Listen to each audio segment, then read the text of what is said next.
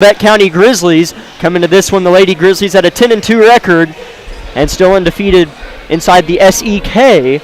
And it's kind of interesting, Isabel. Tonight is when we first expected to see Labette County play Independence, but they played them in their last game in Burlington. So we didn't expect to see the Independence until tonight, but these Lady Grizzlies got a crack at them and handled them in Burlington. Yeah, it'll be interesting to see because last game Independence was not shooting or not getting shots to fall. They were shooting, but they just were not getting the shots to fall, and so that was kind of a big, kind of one of their stumbling blocks. So it'll be interesting to see how they recover and how they face this team again in the second time around. As Labette County welcomes back Jasmine Perez to the lineup. Lauren Forbes is still out, but Jasmine Perez is back, Isabel. We didn't see her all of the Burlington tournament, and they finally get her back. I'm assuming she'll start. My view is blocked, but yeah, Jasmine Perez is starting. So it's good to have Jasmine back on the floor. Oh yeah, it's definitely a good thing when you have probably one of your top defenders back in the lineup. So I think we could definitely look for Jasmine to be somebody to cause those more interruptions and get those fast breaks down the court into their transition offense. So she'll definitely be one to watch tonight.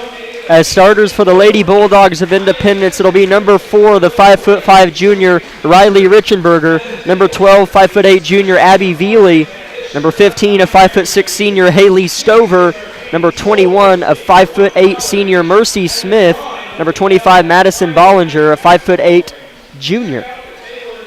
And for Labette County, it will be Madison Brannon, Anna Dean, Lauren Forbes, Carson Stewart, and Jasmine Perez. And I'd like to touch on a couple of those names.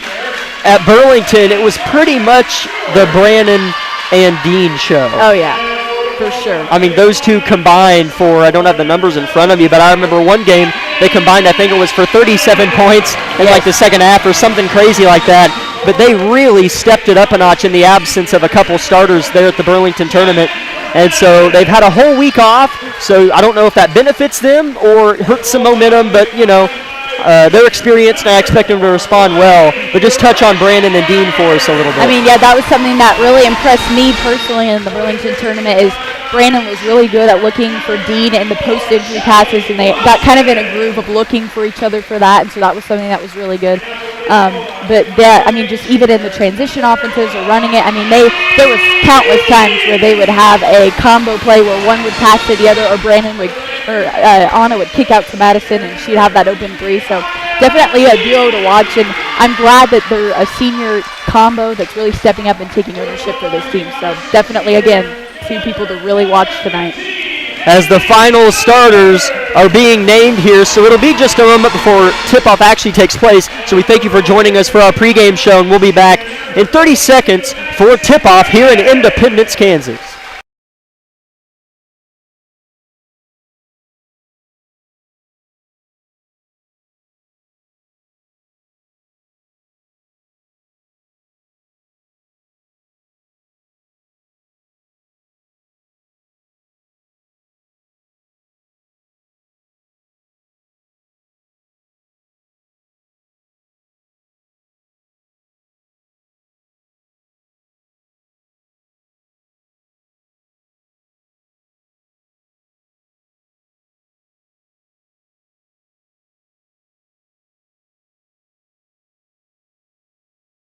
The starters make their way onto the floor for each team. It's pink out night here in Independence. Decently good crowd as of now. Expect it to grow as the game goes on in the boys game, which I'm super excited about. As that game gets closer, I'm sure a few more fans will make their way in here. It'll be Anna Dean jumping for Labette County. Labette County working the court right to left. Isabel and I are literally on the floor in the right corner of the court. As Independence will be working left to right, jumping for Independence, Abby Veely, 5'8". Dean definitely with the height advantage, noticeably. 4 inches on the senior. Ball's in the air, tipped over the head, and Perez is on the deck fighting for it with Richenberger. And we have a jump ball right out of the gate. I think they're going to just jump again between the two players who were in the jump ball, so it'll be Perez and Richenberger jumping. We had this happen one other game this year. That's interesting. So here's Jasmine Perez and Riley Richenberger jumping now. Ball's in the air. Perez wins it in the hands of Carson Stewart. Now Shelby Wilson, who's still started all Burlington. Here's Perez baseline. She's back, but too strong. Tipped out of bounds by Labette County. It'll be Independence ball. As Perez doesn't shoot all the time, but when she does, she loves those baseline floaters. Here's Independence with the ball. On the left side, the 0-0. I don't know, there's no 0 in the roster. But she's on the right side, looks to get by Stewart. Labette County looks to be in a zone. Here's a baseline drive. Nothing there. Here's a three-pointer from the left wing, and it's good for Riley Richenberger. Yeah, definitely a much different start for the Bulldogs. Yes, they really struggled in the Burlington matchup against these Lady Grizzlies. Scoring. Not really shooting, but scoring. Here's a nice backdoor cut and feed from Brandon to Stewart as Stewart lays it in. Good transition offense as Independence was in the full court press. As Labette County picking them up in that token half court press. Here's 0-0 crossing half court. Flips it left side in the hands of Richenberger. She has 3 points, 3-2 Independence lead, 60 seconds into the ball game. Second possession for Independence. Here's a three-pointer launched by Smith, no good. Landed out of bounds. It was an air ball long. It'll be Labette County ball. Independence still picking them up full court. As the 0-0 has to be the junior Abby Veely, because she was a vital part of this team and started in Burlington, so I would have to assume the young lady with 0-0 is Abby Veely. As Brannon lays it in on the other end, giving Labette County their first their first lead of the night as they lead 4-3, 6.5 minutes to go in the opening quarter. Or no, there's Veely. I don't know who number 0 is. Here's Veely, bounce pass to Smith, layup no good. Here's Perez bumped and a foul called. As I'm going to try to listen in as it was on 0-0, see who she is.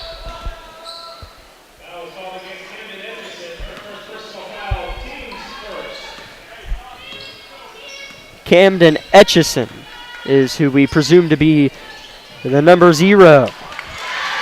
As here's a score underneath for Labette County.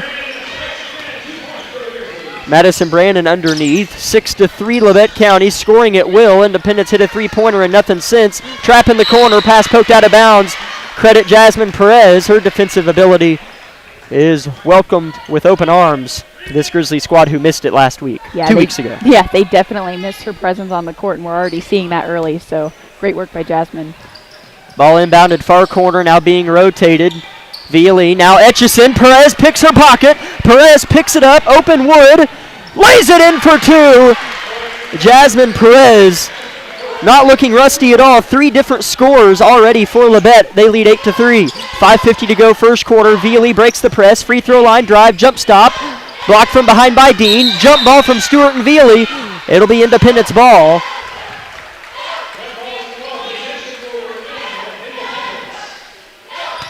Inbounder will be Mercy Smith. Labette County defending the paint. Here's a short corner jumper. Nothing but the bottom of the net for Abby Veely.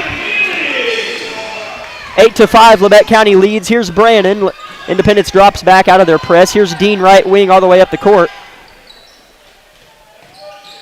Now Perez left side. Now deep corner Wilson. Still left side of the court. They rotate around the three-point line. Wilson catches it back, hits a cutting Dean, low left block, tries to back down her defender, pass tipped, but in the hands of an awaiting Madison Brannon. And she's going to try to slow it down. Now shoots a three-pointer off the mark. Rebounded by Smith. Here comes Independence looking to get some transition going. 3 minutes into the first quarter, they trail by 3. Here's Richenberger, defended by Stewart. Labette County in a man-to-man now. Here's Etchison, rotates Veely, touches the paint, kicks out. Independence rotating, waiting, trying to get it inside it looks like. As Perez is smothering Etchison, but here's a kick 3 for Richenberger off the mark. Good offensive rebound and put back by Abby Veely. She's got 4 of the 7 points. She was their main scorer in Burlington, what little scoring they had, but already off to a much better start on their home floor. I'm pretty sure they only had 11 points in the first half.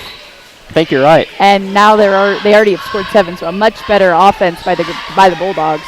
Stewart, three-pointer from the corner, no good. Rebound, Abby Veely doing a little bit of everything. Long pass up ahead to Richenberger and can't corral it. The opportunity was just inches away to take the lead again. But turnover, Independence, checking in for Independence. Replacing Haley Stover. Alexandra Jones, I believe he said. Yes, Alexandra Jones comes in, as well as Mania McPherson. So here's Labette County with it. Stewart crossing half court left side. Stops in the corner. Her pass is tipped, but here's Brandon short corner, doubled from behind. Etchison. Here's a steal. Mercy Smith getting in there. Transition push. McPherson. Oh, layup's no good. Rebound on a Dean. McPherson had a wide open layup in transition. Couldn't get it. Here's Perez other end. 3:45 to go. First quarter. Labette County still leads 8-7. Dean tries to make a move off the bounce and does. Anna Dean gets on the board. Now 4 different scores for Labette County. They hold a 10-7 lead. 3:30 to go. Opening quarter in Independence. Veely passes it across half court. Etchison. Head fakes on a step back from the short corner and rotates it around the three-point line.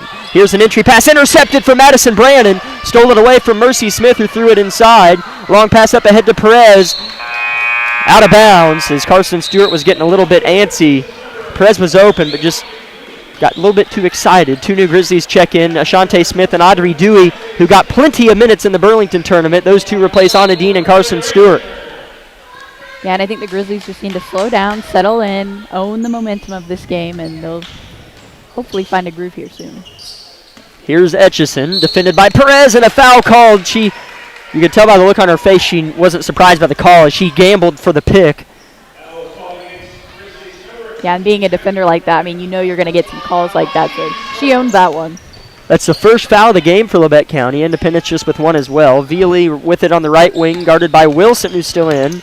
Baseline drive, Veely up and under layup, fouled from behind by Wilson. The layup was no good. That'll be the second team foul on Labette County. 2:57 reads on the clock, first quarter.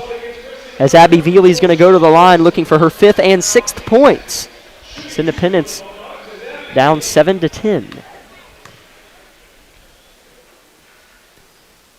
Veely's first free throw's good. As I kind of figured, Isabel, Independence shot so poorly, lost, and so sometimes it's easy to, or I should say, it's hard if you're Labette County to beat a team by a commanding standpoint twice. Yeah. So I think that Independence has a lot of things working in their favor as Veely knocks down the second. And if that wasn't clear, what I mean is Independence played so poorly and Labette County handled them all 4 quarters. Now you have to turn around and play them immediately again. Independence played 2 times last week. They're still in a groove. They're on their home floor. Yes. So I figured they'd shoot the ball a little bit better. Well, and that's the other thing. When we played them, they took a lot of shots. And if even half of those fell, it would have been a much closer ball game, as is. So I think it's just something that they were fortunate to win by as much as they did, but I don't think they knew exactly what they were going to get into this game, especially if, as we have seen, the Bulldogs are shooting much better tonight. Here's Smith on the right block. Now a Rexwinkle three-pointer. Nothing but the bottom of the net for Addison Rexwinkle. Just checked into the game and gives Labette County back a 4-point lead. That is 5 different scores for Labette County. And that's exactly what your coach would want you to do as a bench player, is go in, make a play, make something happen, and that's exactly what we saw. Here's a steal from Dewey. Up ahead, Rexwinkle loses it. Gives it back to Perez. 3, too short. Rebounded by McPherson underneath. She's pushing the pace hard. 2:15 to go in the opening quarter. Guarded by Dewey, harassed. Now double teamed, and a foul's going to be called. I think they're going to get Audrey Dewey, unless he is going to get Rexwinkle on the help side. It might be Rexwinkle, as it's going to be Addison Rexwinkle. That's her first personal, 3rd team foul. Anna Dean comes back in for Madison Brannon, and Nevaeh Jones replaces Jasmine Perez. McPherson throws it in to Etchison. Walks it up, gives Richenberger near the logo. Throws it right wing. Now the corner right in front of us. Here's Etchison, guarded by Jones. Gets an edge, head fakes, floater, good.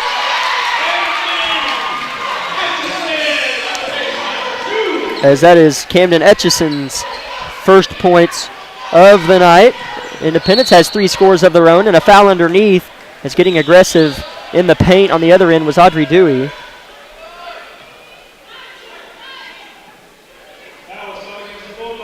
(13-11), Labette County leads. First quarter's gone by pretty fast. 1:47 to go. That foul is on Haley Stover. Her first personal, second team foul for Independence. Another Rex Winkle three's too short, and she knew it, but rebounded by Ashante Smith. Smith keeps the possession alive for the Grizzlies. Here's Dean uncontested. Head fakes on a 3. Wisely rotates it. Here's Jones. Nobody stops her. Floater blocked and rebounded out of bounds by Independence. Her foot was on the line, McPherson, as she came down with it. So it stays with Labette again. They'll get another crack at it.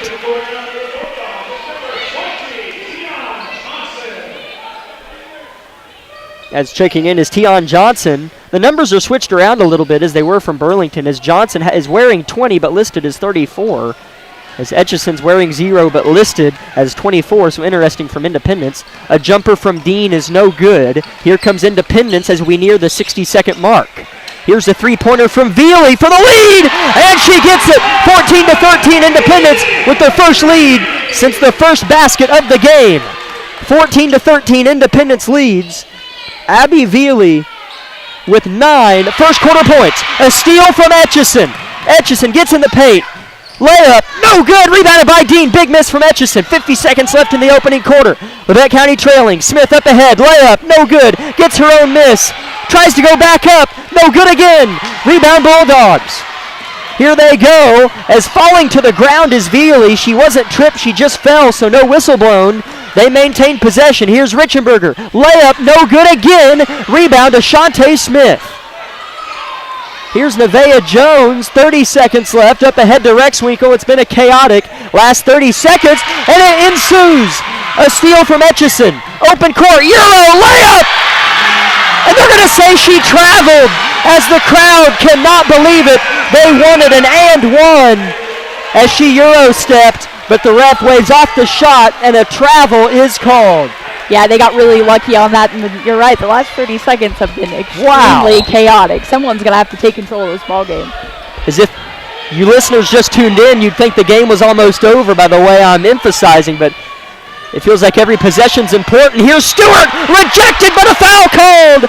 And that just makes the already anxious Independence fans that much more upset. So Carson Stewart's going to go to the line to shoot 2, as Independence leads 14-13 with 9 seconds on the clock.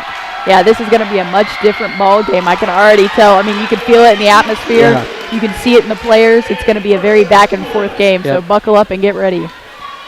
Carson misses her first. She'll get another one to tie.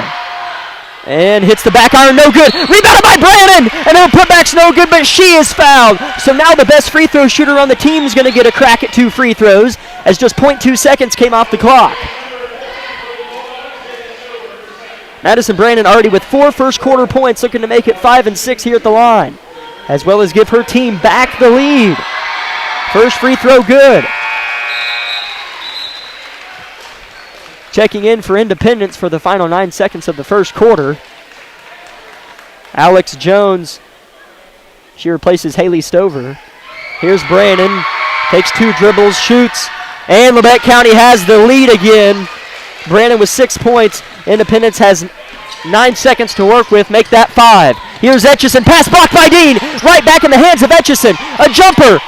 Short, no good. Buzzer sounds into the first quarter. That felt like 4 quarters right there. It really did. I was just getting ready to say that. So at the end of 1 here in Independence, the Bulldogs trail your Lady Grizzlies 14-15. We'll be back in 60 seconds. This is Lady Grizzly basketball on KLKC Parsons. Labette Grizzly basketball is brought to you by Bartlett Co-op, with 8 convenient locations in southeast Kansas and northern Oklahoma. Contact Bartlett Co-op for all your farming needs in Bartlett, Edna, Oswego, Mound Valley, Chitopa, Coffeyville, and Big Cabin.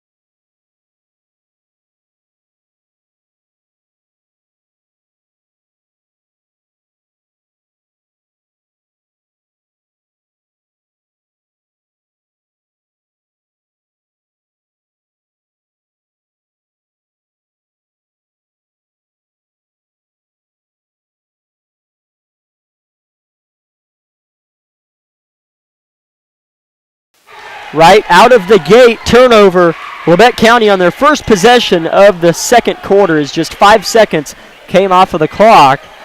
They were looking to hit Perez on a flash on the block. And the pass from Stewart just way over her head, out of bounds. On the court for Labette County. Perez, Wilson, Brannon, Dean, and Stewart. So starters on the court for Labette. Independence with the ball, looking to take back the lead. Vealy rejected, but they called a foul, and she gets the basket. So an and one for Abby Vealy. She has 11 points, Isabel.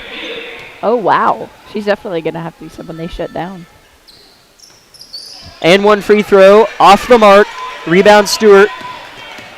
Just the beginning of the second quarter, only 30 seconds in. Dean, far right corner. Wilson, right wing now. Dump inside. Brandon turns and faces on Vealy. Doesn't like what she has. Here's Dean driving baseline. Perez, short corner jumper is good. Perez has 4. Nice to have her back saying her name again. Labette County takes back that 1-point lead, 17-16. Here are the Bulldogs, Etchison. Guarded by Perez. I'm sure Etchison loves that. Here's Vealy. Guarded by Wilson. Comes off of a screen. Good defense from Wilson underneath the screen. Now Richenberger has it. Missed an open Stover on the backside. Vealy drives. Puts up a jumper. No good. Tipped out of bounds by Wilson. Good call by the ref. It'll stay with Independence as the ref was on the blind side. Yeah, I wasn't sure he was going to call that, but good officiating by the ref.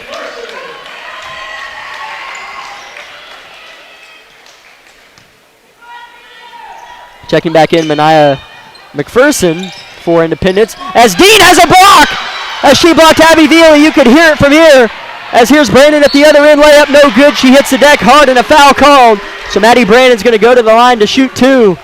She's definitely the one you want at the line, though, shooting those free throws. So great work by Madison.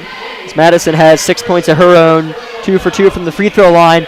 And on that Dean block, I said you could hear it from here. That doesn't say much, as we're about 15 feet away. I could stick my foot out from under the table and interfere with gameplay. Here's Brandon as she gets the first free throw to go. Second one good, 4 for 4 from the line, 8 points for Brandon. 19-16, 6:40 to go, first half. McPherson picked up by Perez this time as Etchison's on the bench. Perez giving McPherson all she can handle, loses it but gets it back. Here's Vealy now right at the Bulldog at center court.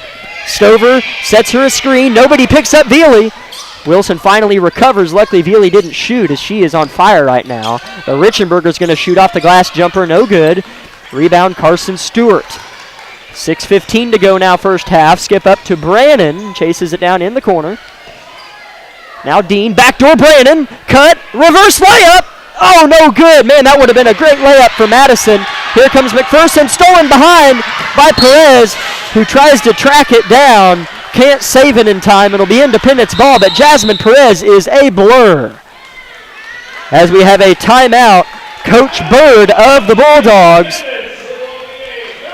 It's a 30-second timeout. We'll step aside for 30 seconds on KLKC Parsons. High school sports fans, follow your team live with the free ScoreStream mobile app. Just download ScoreStream to get real-time scores, photos, and awesome video from your game and your rivals. Plus, follow your favorite teams and friends. Get real-time high school sports from ScoreStream.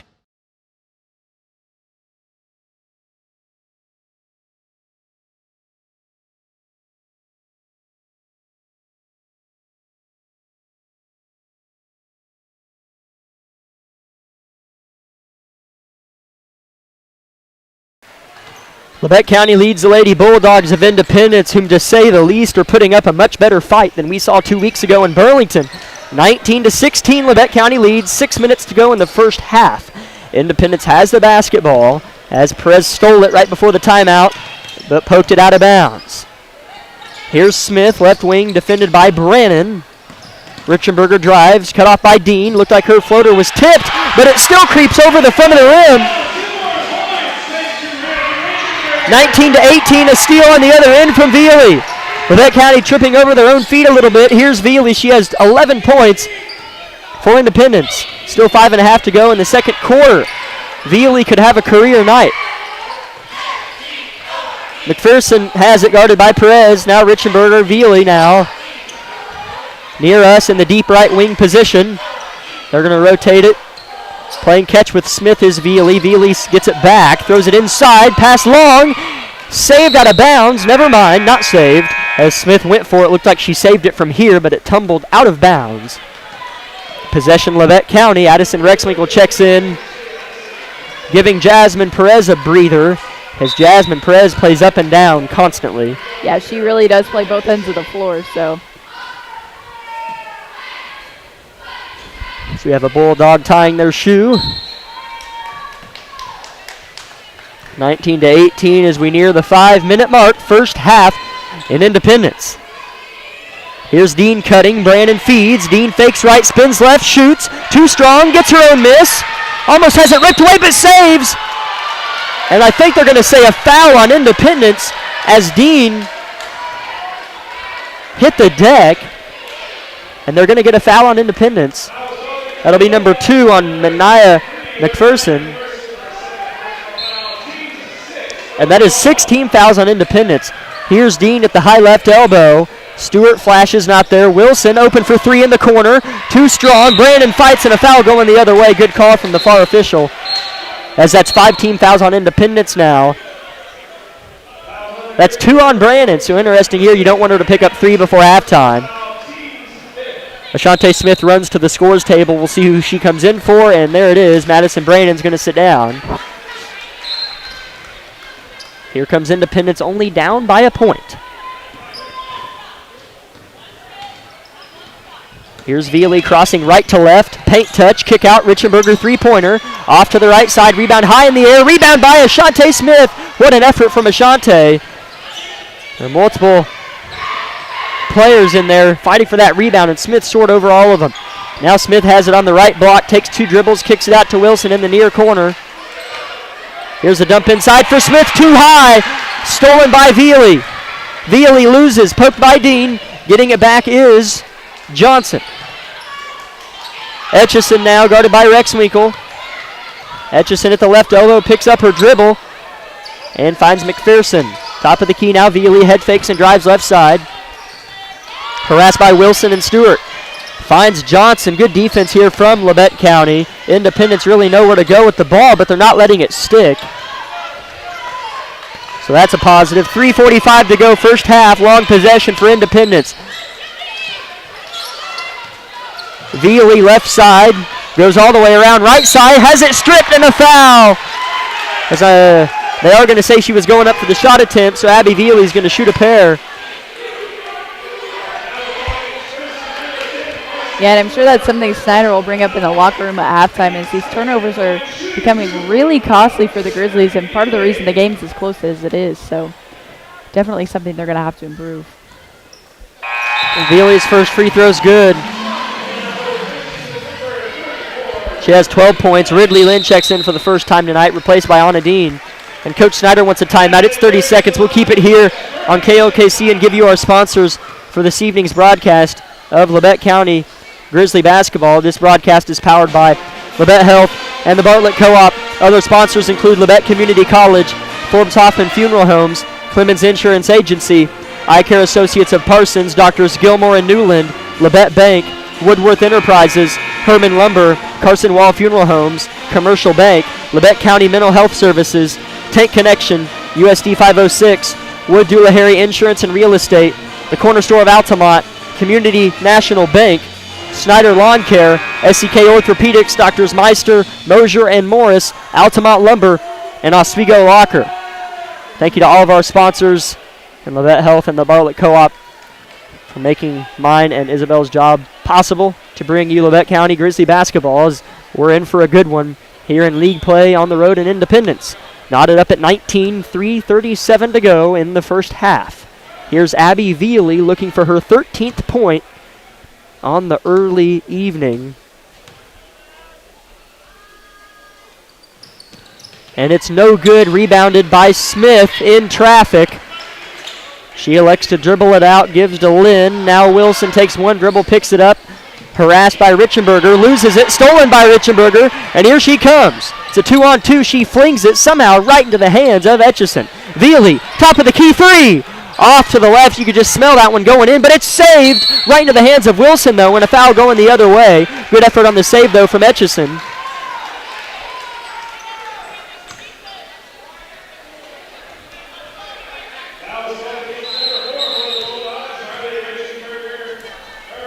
Jasmine Perez got a pretty good break. She checks in for Shelby Wilson, as that is Independence's 7th team foul. So at the other end, shooting 1-1 will be Shelby Wilson.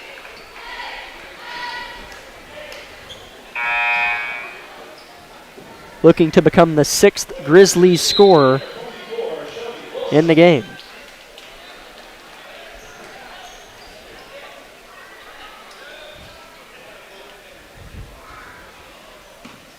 Shelby at the line shooting 1-1. First one's good from the junior. Her first point of the night. Sub for Labette. Anna Dean comes in for Ashante Smith. And Jasmine Perez is going to come in for Shelby Wilson if she can knock down the free throw. Second one's good for Shelby. So that'll allow Jasmine to come into the game. 2 big free throws there from Shelby, giving Labette County back a 2-point lead, which is nothing, but feels notable in this one, as back and forth as it's been. It's definitely a little bit of a momentum boost for the Grizzlies, so hopefully we can buckle down and play defense on this possession. Here's Smith driving baseline. Pinched off, gives Veely other baseline on the far side. Nothing there, so it's rotated back around to the near corner. Here's Smith, now Veely, near the top of the key, drives to the paint, now throws it to the left side. Etchison, picked up by Stewart, but leaving Smith open for a three! Nothing but nylon for the senior. Mercy Smith with her first points of the ball game. Independence takes back a 1-point lead, 2:30 to go in the first half. Perez loses it, has to pick up her dribble, pass tipped, luckily in the hands of Stewart. Labette County being bailed out on a couple occasions, turnover-wise here in this one. Here's Rexwinkle, left wing, guarded by Etchison. Tries to beat her baseline, spins and gives to Perez, has an edge, but picks up her dribble. Ball in the hands of Stewart, now Lynn, short corner. Hits a flashing Dean, double teamed, has to reverse. Here's a three-pointer from Stewart, too strong. Rebounded by Dean. What an effort! And she gets the bucket. I can't believe the foul wasn't called. But Anna Dean gets her 4th point of the evening and gives back Labette County a 1-point lead. And it looked like she was hacked across the body. I definitely thought we were going to hear a whistle on that call, but great effort by Anna for finishing the play on that. As she played hard in the Burlington tournament and hasn't taken any steps back here. Gets a good contested shot on Veely, makes her miss and gets the rebound. 90 seconds to go, first half. Labette County leads by 1 with the basketball. Here's Rexwinkle avoiding the jump ball from Etchison, and a foul! As Coach Bird doesn't like it. And neither do some Independence fans. So that's on Etchison, her second personal, 8-team foul for Independence. Shooting 1-1 is Addison Rexwinkle. She hit a three-pointer earlier in the first quarter. First one's short. Hit the rim twice, fell out. Here comes Indy, down by a point. Richenberger, here's Etchison in front of us calling for the ball and is going to have to go get it at half court. And she's got it. Goes to the right side. Here's Stover, defended by Dean. Bounce pass inside to Johnson. Didn't look to score. Handed it off to Stover, who gives it off. A three-pointer, too strong. Rebound high in the air and rebounded by Ridley Lynn. Good strong rebound and box out from Lynn. Pass up ahead to Dean. Turns right into the chest of Richenberger and finds Rexwinkle. Now Perez open for three on the left side. Too short. Rebound Richenberger with 50 seconds to go. We'll see what they elect to do. They only trail by 1 as Coach Bird says slow down.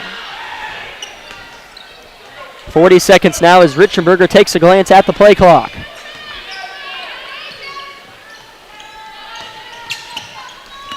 Here's Etchison trying to get a crease on the right side. Good defense from Rexwinkle. Now 30 seconds left. Here's Smith driving. Jumper. In and out. Rebounded by Johnson. She's in good position. Goes right back up and finishes. So Labette County now down by 1. Tion Johnson with her first points. 13 seconds left. Here's Perez crossing right to left. Awkward layup, no, but a foul called. So a good take from Perez as the clock continues to run, and they finally stop it. So they should put back about 4 or 5 seconds on the clock. Yeah, at least. Perez, we'll see if that foul was on the floor or she was shooting. They're going to say she was shooting.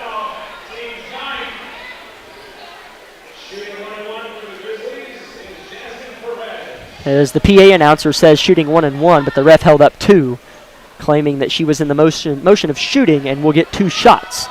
As we'll see what they call. As Labette County's down by 1, and Perez not the best free throw shooter on the team. So whether it's a 1-1 or 2 shots could prove vital, at least in terms of short term. Still another half of basketball to go. As I would have to assume the referees are sorting out the clock situation as the ref makes his way over to the scores table.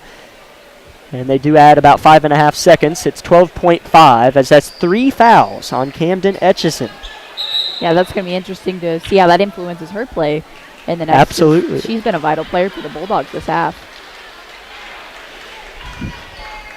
She has replaced wise move from Coach Bird by Mania McPherson. Perez at the line shooting, I don't know. It looks like a 1-1, but she gets it anyways. Good free throw there from Jasmine Perez. She has 5 points.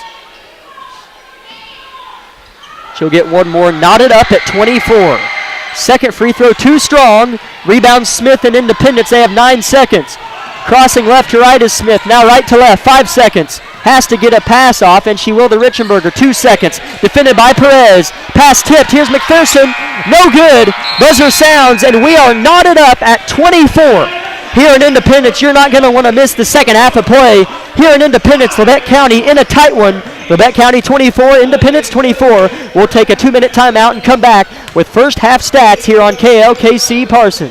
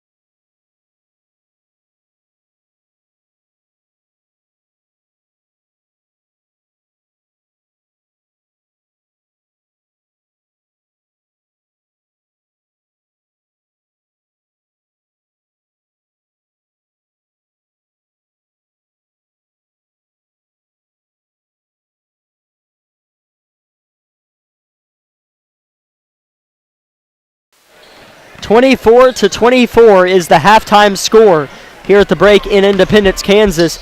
I'm Jack Leake alongside Isabel Redford. First half stats, we'll go ahead and jump right in. First for Labette County, leading the way in scoring. There were a lot of them. 6 different scores for Labette County. The leading one, Madison Brannon, with 8 points in the first half.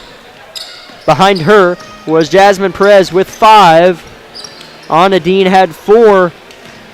And then there were a couple chinks filled in. Carson Stewart had 2. Shelby Wilson had 2, and Addison Rexwinkle has 3. She hit a 3-pointer in the first quarter. So again, 6 different scores for Labette County. Brandon with 8.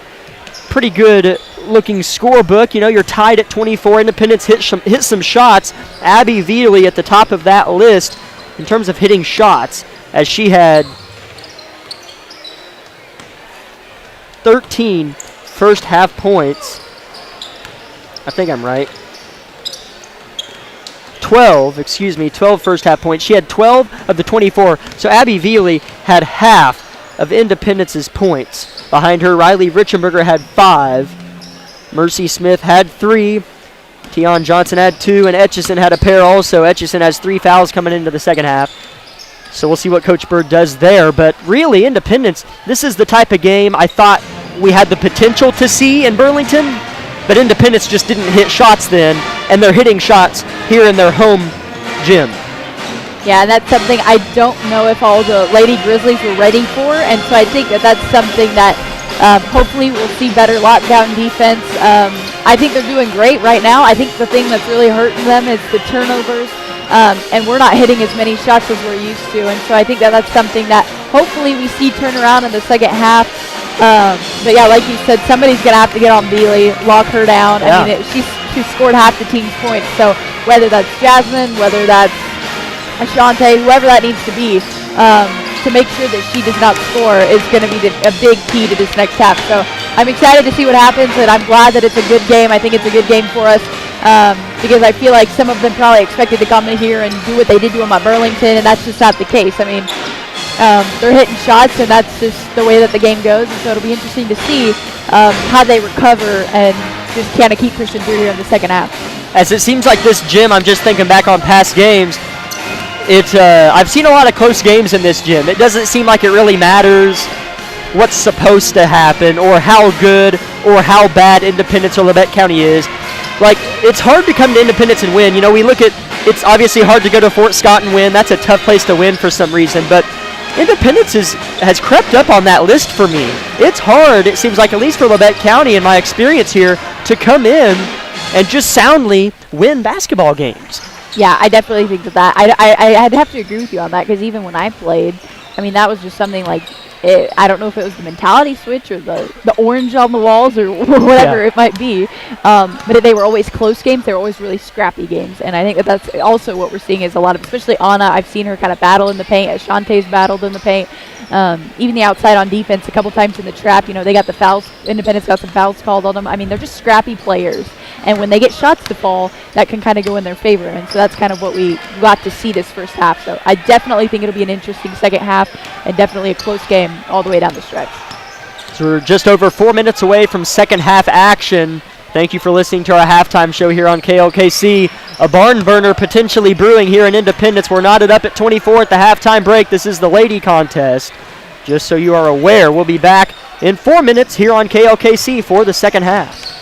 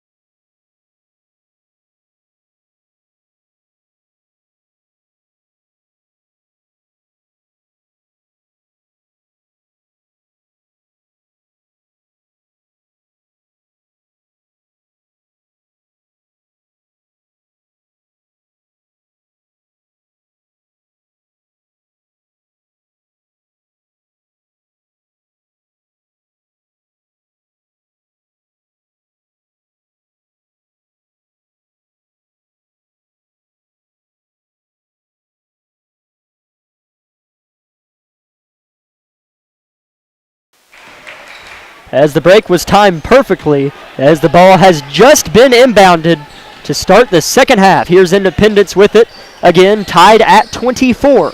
This is the first possession of the second half. Here's Richenberger, now Veely with it in the far left corner, guarded by Wilson. Veely with 12 first half points. Starters on the floor for Labette County: Stewart, Dean, Brannon, Wilson, and Perez, who is still actively on Etchison. Etchison backdoors, gets it, now gives to Richenberger, picks up her dribble, and traveled. So just over 30 seconds that possession was, and resulted in a Bulldog turnover. Here's Labette County looking to reclaim the lead. Here's Perez, now Dean, right corner. Hits a cutting Wilson, turns, shoots. Looked like she might have a chance at getting the and one. Ball thought about creeping over the front of the rim. So Shelby will shoot two. Her only points of the evening came from the free throw line. She's 2 for 2. This one's good as well. Make that 3 for 3 for Shelby. One more on the way for Wilson. And gets it. Labette County out of the gate with a 2-point lead. 7:15 to go, third quarter. Richenberger throws, stolen by Shelby Wilson. Here's Carson Stewart. Labette County looking to get after Independence here. Here's Brandon, a fader from the inside off the mark. Dean couldn't get the rebound fast enough. Here's Smith on the rebound, now Veely in transition. Richenberger, right corner, drives, bounce pass off of Dean's foot, out of bounds. It stays with Independence. Yeah, we're definitely seeing a much more fundamental defense and offense on both ends of the court. So you can definitely tell the Grizzlies have much more possession and control coming out of this first half. Alex Jones, sorry to cut you off. Alex Jones checks in for Richenberger. Here's a three-pointer, no good from Smith, and rebounded. Or not really rebounded, but saved. What a save from Abby Veely as she threw it. Or no, that was Alex Jones just checked in. Threw it off of Stewart's thigh as it looked like Labette County had every right to let that one tumble out. Stewart got too close, and Jones made her pay. It stays with Independence a minute and a half into the third quarter. Make that 6.5 left in it. Here's Veely guarded by Wilson still. Veely had the hot hand. Stover now right short corner, guarded by Dean, dribbles out and faces the hoop, tries to get the left side. Here's a pass picked away by Carson Stewart. Here they come, Brandon trying to get in transition. Stewart crosses right to left, layup good. Stewart having to finish in traffic. She has 4 points, 28-24, Labette County on a 4-0 run in the first 2 minutes of the third quarter. Timeout, Coach Bird. Bulldogs out to a sluggish start. Labette County the opposite. We'll take 30 seconds on KLKC Parsons. Everybody is different. Some get injured, while others simply wear down. Whether it's on the court, on the field, or at the gym, Labette Health's orthopedic and sports medicine team has the training and skill to repair, restore, and renew. We share the same goal, and together we'll write your comeback story. For more information about Southeast Kansas' leading orthopedic and sports medicine team, go to labettehealth.com.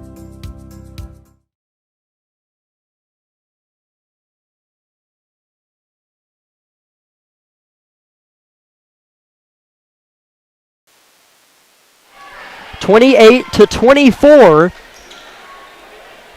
is the score.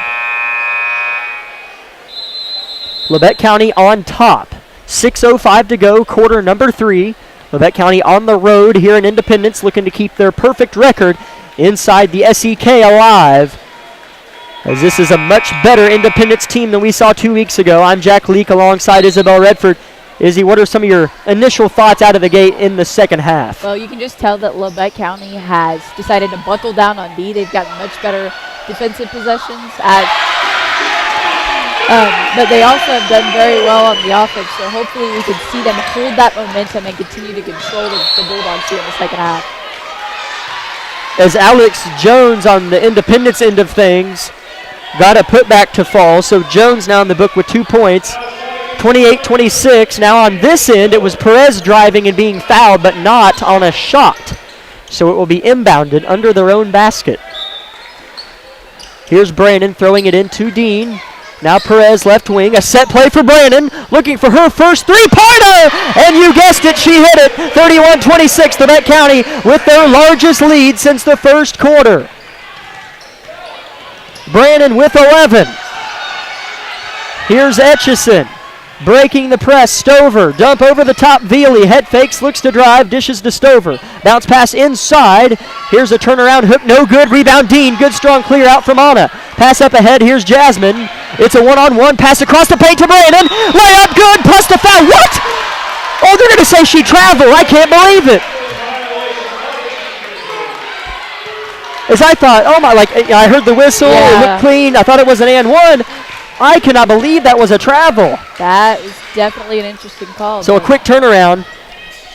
No, you're fine. As here's Independence with the basketball. They trail 31-26. 5 minutes to go, second half in the third quarter. Here's a turnaround, no good. Rebound Brandon. Independence getting a little bit sloppy in the second half on the offensive end of things. Just 2 points in 3 minutes. Here's Perez left open. She'll launch. Too strong, looked good the whole way. She'll get her own rebound here right in front of us, just inches from being out of bounds. Here's Brandon, looks to drive, turns, throws, pass tip, stolen. Here comes Independence. Here's Etchison, crossing over on Stewart, crossing on Wilson, dribbles off of her own thigh, and somehow comes down with it. Here's Veely, slowing things down. Independence getting too sped up, it feels like. Here's Etchison, defended by Perez. In front of her own bench on the right side. And a foul on Perez, as she's a really good defender. I think that's 2 or 3 on Jasmine. But every once in a while, she likes to go for a quick swipe and try to get a swipe in, as that is 2 on her. And that's going to be called most of the time, as it was there. Yeah, and I mean, sometimes that's what you have to pay the price for being an aggressive defender like that, because sometimes you will get those steals and you will get those plays. So she does play very smart with that, though. That is something we can give her credit for, is she knows when the right time to do that is, just sometimes she gets called on it. As Brandon, Perez, and Stewart take a seat, in for them is Ridley Lynn, Addison Rexwinkle, and Nevaeh Jones. 4 minutes to go, third quarter. Bulldogs with the ball. They trail by 5, 31-26. Labette County with 1 team foul. Independence with 2. Make that 2 team fouls for Labette, as driving was Veely. She'll go to the line to shoot 2. That's the first personal foul on Nevaeh Jones. Here's Veely looking for her first points of the second half. Labette County done a much better job on her. First one good for Veely.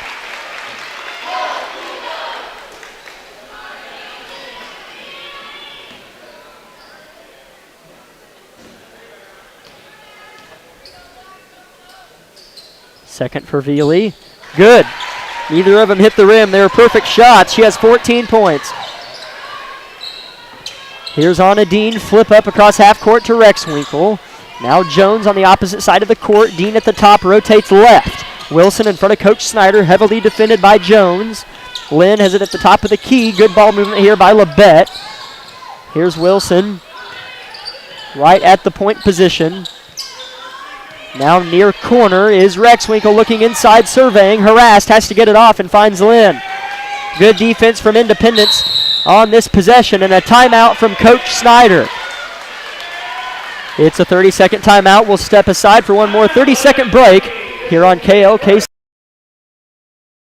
Labette Community College is meeting the need for an increased demand in qualified radiographers. Our radiography students will train on the latest technology in a hospital simulation environment. I wanted to be able to go into a career where I could help people. And if you're going to go into that field in this part of the four-state area, LCC is the only place to come. Tuition is nearly half the cost of universities. Scholarship and financial aid available for those who qualify. Text radiography to 620-293-6671 for more information, or visit labette.edu.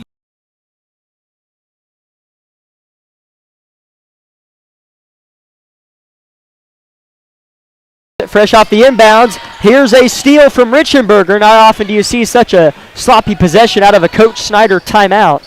But Independence playing good defense here, only down by 3 this time. Veely drives, shoots, and scores. Abby Veely's done it all.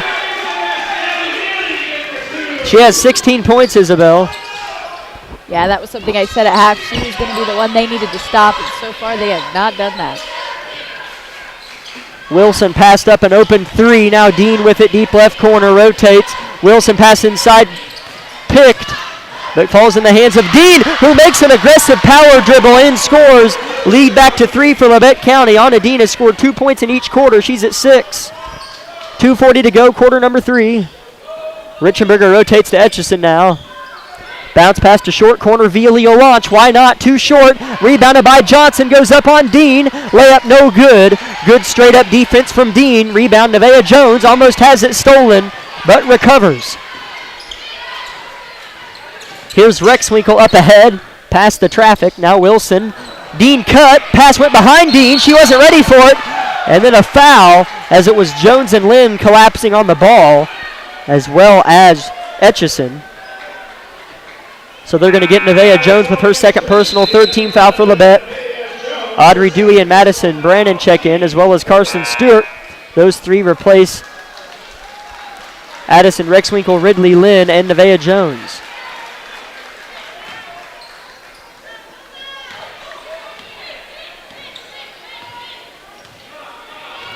Here's Veely, Labette County in what looks like a 3-2 zone.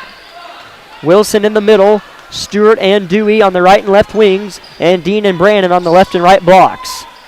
That or a 1-2-2. Wilson's protruding out a little bit farther than the other wings. Here's Richenberger driving. Awkward shot, no good. Brannon tries to create the jump ball, and will. Possession, Labette County. Good effort from the senior in Madison Brannon. 1:58 on the clock. Labette County will have possession, and they lead by 3. Haley Stover checks in. She replaces Tion Johnson.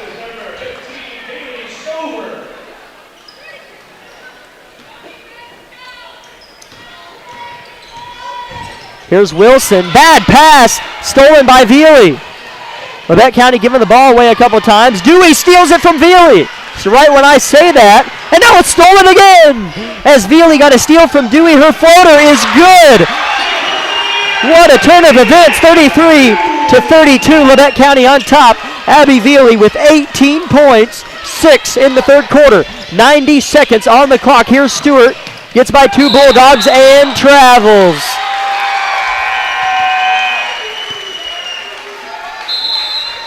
Independence 32, Labette County 33.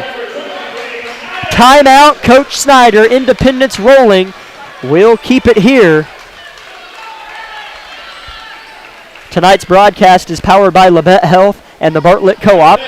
Other sponsors are Labette Community College, Forbes Hoffman Funeral Homes, Clemens Insurance Agency, Eye Care Associates of Parsons, Doctors Gilmore and Newland, Labette Bank, Woodworth Enterprises, Herman Lumber, Carson Wall Funeral Homes, Commercial Bank, Labette County Mental Health Services, Tank Connection, USD 506, Wood Dulahary Insurance and Real Estate, the corner store of Altamont, Community National Bank, Snyder Lawn Care, Oswego Locker, Altamont Lumber, and SEK Orthopedics, Doctors Meister, Mosier, and Morris. So Isabel, I'll bring you in here. Labette County, it was tied at halftime at 24. Labette County came out, looked a lot better, held Independence scoreless for almost half the third quarter, and here they come. Independence has the ball, out of a timeout, only trails by 1. Yeah, I definitely think there was a possession. I noticed they kind of got comfortable, got a little bit back. They weren't really looking to score or be aggressive, and they got the turnover off that, and that's when Independence really started to kind of climb back out of that hole, and now they're back within 1. And so I think it's something that they're just going to have to keep battling. I mean, they're going to have to battle all the way to the end here. They cannot get comfortable on any lead they have, no matter how big it is, because the Bulldogs are just playing too well right now. As well said there, as we're about 1 minute and 20 seconds away from the end of the third quarter. Here's Richenberger, comes to a stop. Labette County still in 3-2 zone. Same players on the court for Labette as before the break. Or no, she subbed in the 2 wings. Wilson and Stewart are back in. As here's Stover with it, ball rotated. Far side. Double team, still rotated, now left wing. Here's Richenberger looking inside. Good defense from Labette County, choosing to clog the perimeter rather than the inside, having the 3 defenders on the perimeter and 2 on the inside. As Stewart gambles on a pass, gets a hand on it but misses. Here's Richenberger picked up by Perez. 40 seconds left now, third quarter. Etchison, not Richenberger. Etchison has it right wing, head fakes and drives. Good dump inside to Veely, and she's hacked and fouled. And Abby Veely is going to go shoot 2. Good pass from Etchison as her drive got Veely's defender to come off, leaving her wide open. First one's too short.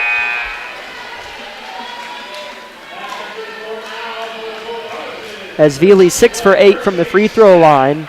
Mercy Smith comes in for Mania McPherson. Veely gets one more, this to tie. 30 seconds left, third quarter. Second free throw. Hit the front of the rim and fell home, tied at 33. Here's Labette County with the ball. Stewart with it. Now Wilson, as this Bulldog press has given Labette County a run for their money. As here's Perez weaving in and out of Bulldogs. Hits the deck and is fouled. As Perez has done that in big moments for Labette County when it feels like the momentum's kind of shifting. She'll get fouled or push the pace and break the press. She's done little things like that as well. Yeah, she's a confident ball handler, so great work by Jasmine. A beautiful play off the inbound as Dean caught it on the far ring, turned and found a cutting Stewart wide open. And the only way Independence could keep her from making it was to foul, and that's what they did. So now Carson Stewart's going to shoot 2 with 18.9 seconds on the clock. Tied at 33, quarter number 3. Stewart at the line shooting 2.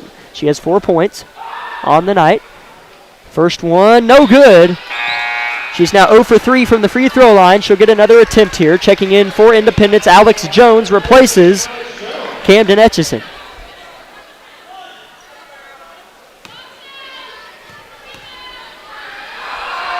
Stewart second. Hit the front of the rim, no good. Rebound, Anna Dean, put back, good. What a rebound from Anna Dean, 35-33.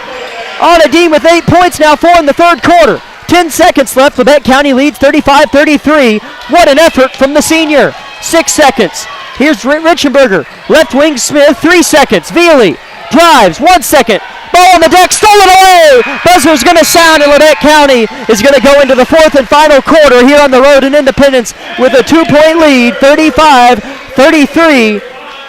We'll step aside for a 60-second timeout and come back for what should be an exciting fourth quarter. Don't go anywhere here on KLKC Parsons. Hi, this is Brian at Bowen Pharmacy, and we are so excited to have this new compounding lab that we have created and designed to help you choose the different kind of medications that you might need. In here we do compounding, custom medications for you. We could do bioidentical hormones, so that's testosterone, estrogen, progesterone. We could do DHEA. We could do any of those medications to help you level out those hormones to help you stay healthy and better. We could do troches, we could do capsules, we can even do rapidly dissolved tablets, all right here at Bowen Pharmacy in Parsons, Kansas. We even have great diaper rash cream that will help your baby heal and be better and safer in the long run. Once again, we're always thankful that you choose Bowen Pharmacy to be your local provider and to make you better and to help you stay healthier and live longer. Thank you and enjoy the day.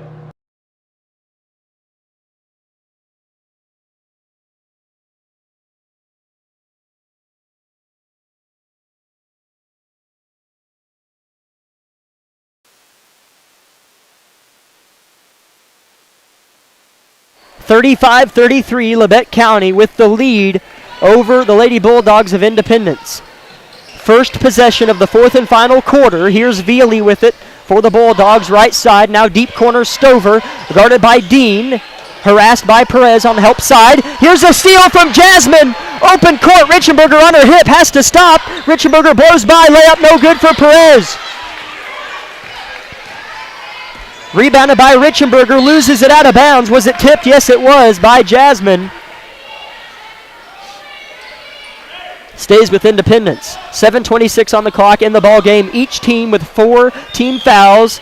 With 4 personal is Camden Etchison, who remains on the bench. Smith has it right wing in front of Coach Bird, rotates it left around the horn.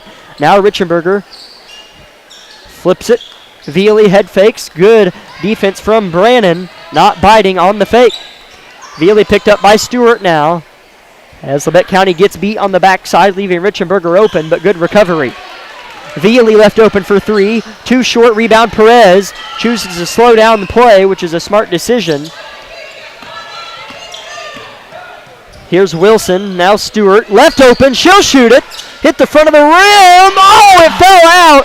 It looked like it was going to go there for a minute. That would have given Labette County 5-point lead, 6.5 to go. They only lead by 2, though. Stover now to Veely, left wing. Dump inside, right, short corner. Stover has a shot if she wants it, but isn't looking to score. As Coach Bird wants a timeout, it's a full, so we will take this one. 30 seconds here on KLKC Parsons. Labette Community College is meeting the need for an increased demand in qualified radiographers. Our radiography students will train on the latest technology in a hospital simulation environment. I wanted to be able to go into a career where I could help people. And if you're going to go into that field in this part of the four-state area, LCC is the only place to come. Tuition is nearly half the cost of universities. Scholarship and financial aid available for those who qualify. Text radiography to 620-293-6671 for more information or visit labette.edu.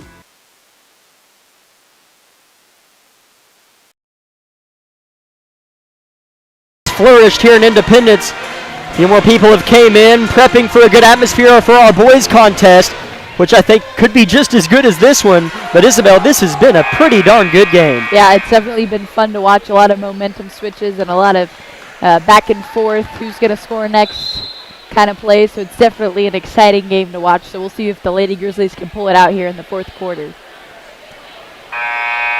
As the Grizzlies do lead by 2 points, they're going to have to play some defense out of the Coach Bird timeout. Independence will inbound under their own basket, so you have to imagine a set play's coming. Screens are being set. Well defended by Labette County, and it's passed directly out of bounds. So out of a timeout, that cannot please Coach Bird at all, but it was very well defended by the team in black. Labette County is in their road black, Independence in their home white, with pink striping and numerals as it's pink out here in Independence. Stewart launches for three and connects! Stewart finally got this one. She shot one on the last possession, 38-33. Carson Stewart with 7 points. That one a big shot. Yeah, it's the little moments like good defense on that end and a shot by Carson Stewart, and now a great defensive tip by Jasmine that builds that momentum as we're seeing here for the Grizzlies. As you're right, even though the pass was tipped out of bounds and stays with Independence, after a made three, you know, you're tied for your largest lead of the game, or since the first quarter. A tip pass out of bounds, even if it stays Independence's favor, like you said, can be a big momentum shift. 5:45 to go, fourth quarter. Independence has to be careful because Labette County could stretch it a little bit here if Independence comes up empty-handed on offense. Here's Stover. Now a kick out to Etchison. Etchison shoots a three and answers perfectly. She's playing with 4 fouls and hasn't scored since the first quarter. Pass underneath, Anadine open, finishes. Anadine has been there when you need her, 40-36. She's in double figures at 10 points. Three-pointer, rush shot from Independence, no good, rebounded, guess who? Anadine. Here comes Labette County. 5 minutes to go in the game. Perez needs to slow down, hits the deck, ball's loose. And a jump ball's called. It stays with Labette County, but Perez needed to slow down there. Yeah, I mean, you're up 4. I mean, that's not a lot, but you're in control of this game. You have to control the tempo. You have to control, I mean, right now it's about getting good offensive possession. So, yeah, they need to slow down the tempo and just play how they know.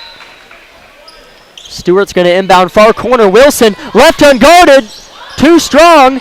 Air ball rebounded by Independence. Etchison wastes no time. Picked up by Perez, though. Good help defense from Perez in transition. Richenberger far corner, heaves, and connects! It's a 1-point ball game. Riley Richenberger with 8 points. Didn't score in the third quarter, but comes up big here in the fourth. 40-39, Labette County on top with 4.5 to go in the game. Like I said earlier, Labette County cannot sit on this lead because the Bulldogs are just shooting too well and they are playing smart. And so we are definitely seeing them not lay down, and they're going to fight all the way to the end of this game. Here's a floater from Jasmine Perez. No good. It was an air ball and landed out of bounds. So it'll be Independence ball. Independence looking to take back a lead. Haven't had one for a while as Perez sits down. Replaced by Rexwinkle. Rexwinkle's played a good game. Here's Richenberger. Now Smith, right corner, defended by Brannon. Stover. Richenberger, left wing. I keep thinking she's going to shoot it every time she touches it. And she will, off the mark. Tough shot selection there from Richenberger. Rebound, Labette County. Here's Brannon, left wing. We have now passed the 4-minute mark. Labette County going to have to close out another tough road win. As a pass inside, bad pass from Anna Dean, intercepted by Abby Veely. Veely weaving in and out of traffic, gets to the block, picked up by Dean. A three-pointer! No good. Too strong. Rebounded by Dean over the top of Veely. Dean soaring to the rafters for that one. Pass up ahead to Stewart. Loses it off of her fingertips, out of bounds. It'll be the Independence ball. As we have a Bulldog down.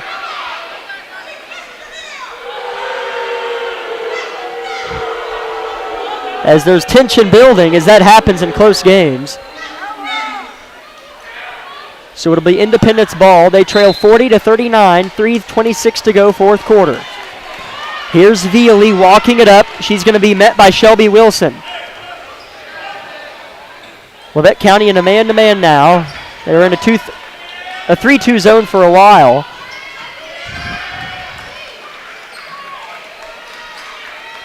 Here's Etchison with it, defended by Rexwinkle. Switches right to left, spins left to right.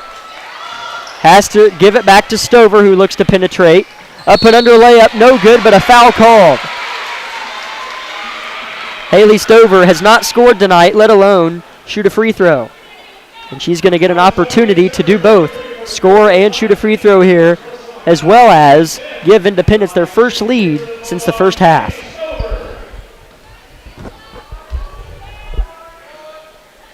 First shot for Stover is no good, so the best she can do is tie.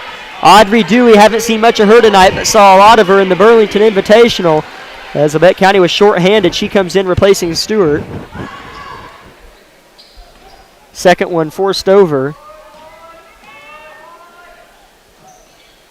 No good as well. Rebound Dewey.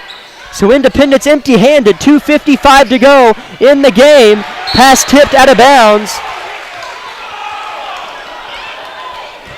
It'll be Labette County basketball. They're going to say it was off of the Bulldogs. Fans don't like it, as Labette County has 5 team fouls, Independence with 4. 2:45 to go in the game, 40-39 in favor of Labette. Here's Rexwinkle, has a crease, but chooses to kick it out to Dewey. Now Wilson, right wing. They're looking for Brandon. It's not there. Wilson has a screen set, loses it, and has to kick it. Here's Brandon, big time three! Too short, she knew it was, couldn't get the rebound. Here's Richenberger. 2:30 to go in the game. Richenberger tries to get behind Brandon, and a foul on Madison Brannon. As that doesn't really hurt you, as it lets you get set up on defense, but that is 16 fouls on Labette County. Yeah, that's just something that they're going to, and I mean, that's also 3 on Madison, so she's going to have to play careful the rest of this ball game. But you're right, it does allow them to get it set up on defense, so that it is a good foul there by Madison. So Perez is going to check in for Shelby Wilson. So here we go. 2:20 to go, 1-point differential in the score. Labette County on top. Here's Etchison with it. Crossing on Rexwinkle, left open. Head fakes on the 3 and gives it to Stover. Back to Etchison. Independence being very conservative with their shot selection, as there's 2:01 on the clock, and it'll stop there as Coach Bird wants a timeout. It's 30 seconds. We'll take 30 seconds here on KLKC. Hi, this is Brian at Bowen Pharmacy, and today I'd like to visit with you about how you take your medications. Did you know that when you miss 2 doses per week, that's 3.5 months out of the year that you missed your medications? and that can have detrimental effects on your health in a long time period. Here at Bone Pharmacy, we have this great new machine called the Rapid Pack RX. And what this machine does is it takes all your medications, filters it down, and puts in this nice strip right here that you can pull out of this box. And at any time of the day that you need your medication, it's right here ready for you. Whether you take it 1 a day, 2 a day, 5 a day, or 6 times per day, we can make that happen for you. It's all interface. 39-40, Labette County Lady Grizzlies lead the Lady Bulldogs here in Independence High School. It'll be Bulldogs basketball, inbounding on their own sideline right by their bench by assistant coaches Christy Hawley and Lee Odell. Head coach is Bryson Bird. Here come the Bulldogs looking for a lead. Haven't had one since the first quarter. Here's Stover spinning, passing. Good rotation here. Beautiful rotation. A Richenberger three off the mark. Long rebound in the hands of the senior Madison Brannon. Big time rebound from Madison Brannon. 1:35 to go in the game. Here's Brannon at the top of the key. They can punch him in the mouth here. Here's Perez, gets a baseline edge, and is fouled.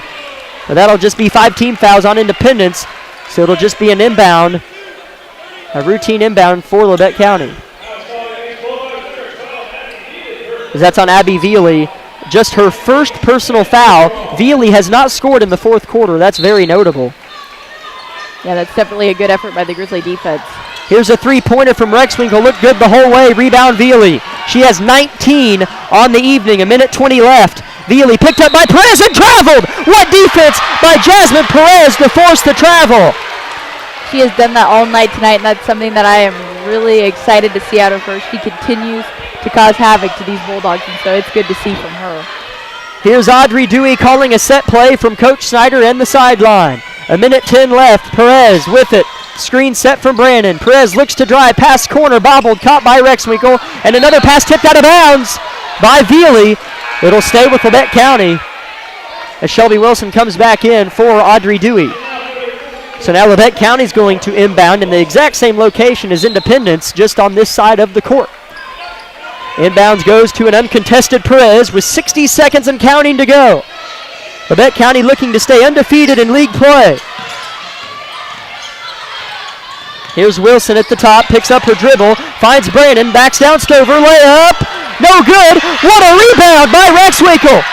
Here's Dean, 40 seconds left, pass inside to Brannon, she faces and kicks out to Perez. 36 seconds left, now Dean. Dean looks to drive, gives to Brannon. She looks to drive, and a foul's called. That'll still only be 6 team fouls on Independence. 30 seconds left on the clock. Independence is going to have to foul one more time before Labette County shoots free throws. Coming in for Independence, Mania McPherson replaces Riley Richenberger. And what a great effort by Rexwinkle keeping this play alive. I mean, if it wasn't for her rebound underneath, we wouldn't be in this position right now. So she's in a fantastic job right now. So great effort from the sophomore. As we have a timeout, Coach Snyder. We'll see what she wants. It's just 30 seconds, so we'll go ahead and keep it here and just break down some of the game, Isabel. It's, again, tied at halftime at 24. The lead was going back and forth.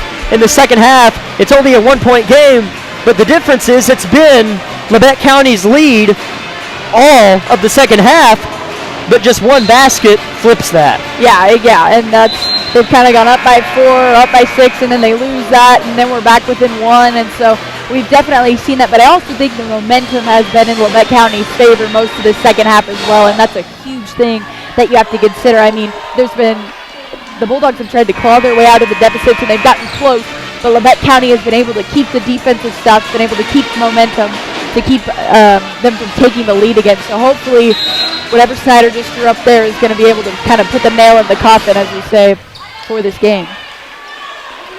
As Independence, you have to assume, unless Labette County attacks, is going to foul. So Labette County is going to have to make free throws. They get into Brandon, their best shooter. Well done by Labette County. So now Madison Brandon's going to shoot 1 and 1. Very smart play call by Snyder there. You definitely, and if I was going to pick a free throw shooter, I would put Madison Brandon on the line. She has 11 points. She has scored just 3 second half points. Looking for her first of the fourth quarter here. First one, good. Cool as a cucumber, the senior knocks down the front end. She gets another one. Yeah, that's my favorite thing about her is her momentum and composure. She does not, you don't see her rattled very often, and that's a good thing. Second, perfect. Labette County leads 42-39. 29 seconds reads on the clock. As here comes Independence. Rexwinkle checks out. Perez checks back in on the court for Labette to close it out potentially. Brannon, Dean, Stewart, Wilson, and Perez, all starters. Here's Richenberger. Crosses half court, and Coach Bird wants a TO. Timeout, Independence. We will take it. It's a full, so we'll step aside. 30 seconds here on KLKC Parsons. Labette Grizzly basketball is brought to you by Bartlett Co-op with 8 convenient locations in southeast Kansas and northern Oklahoma. Contact Bartlett Co-op for all your farming needs in Bartlett, Edna, Oswego, Mound Valley, Chitopa, Coffeyville, and Big Cabin.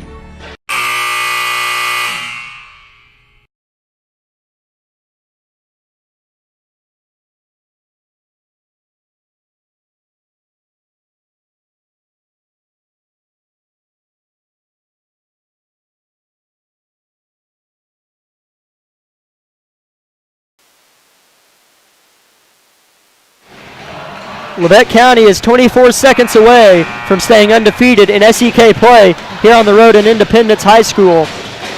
But that's easier said than done. You know, just 24 seconds away sounds easy, but Independence has shot the ball well. They've made 5 3-pointers, and I don't even think they made one against Burlington, maybe one, but they shot the ball very poorly in Burlington, and that has not been the case tonight. Yeah, that's definitely something we did not see out of this team at Burlington, but they are doing very well tonight, and they've been able to hang with the Grizzlies most of the game. As Veely drives and is fouled, as Wilson went for the block.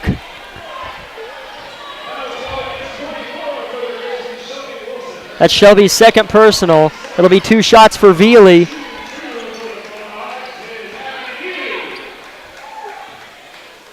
Scoreless in the fourth quarter is Veely. First one's perfect.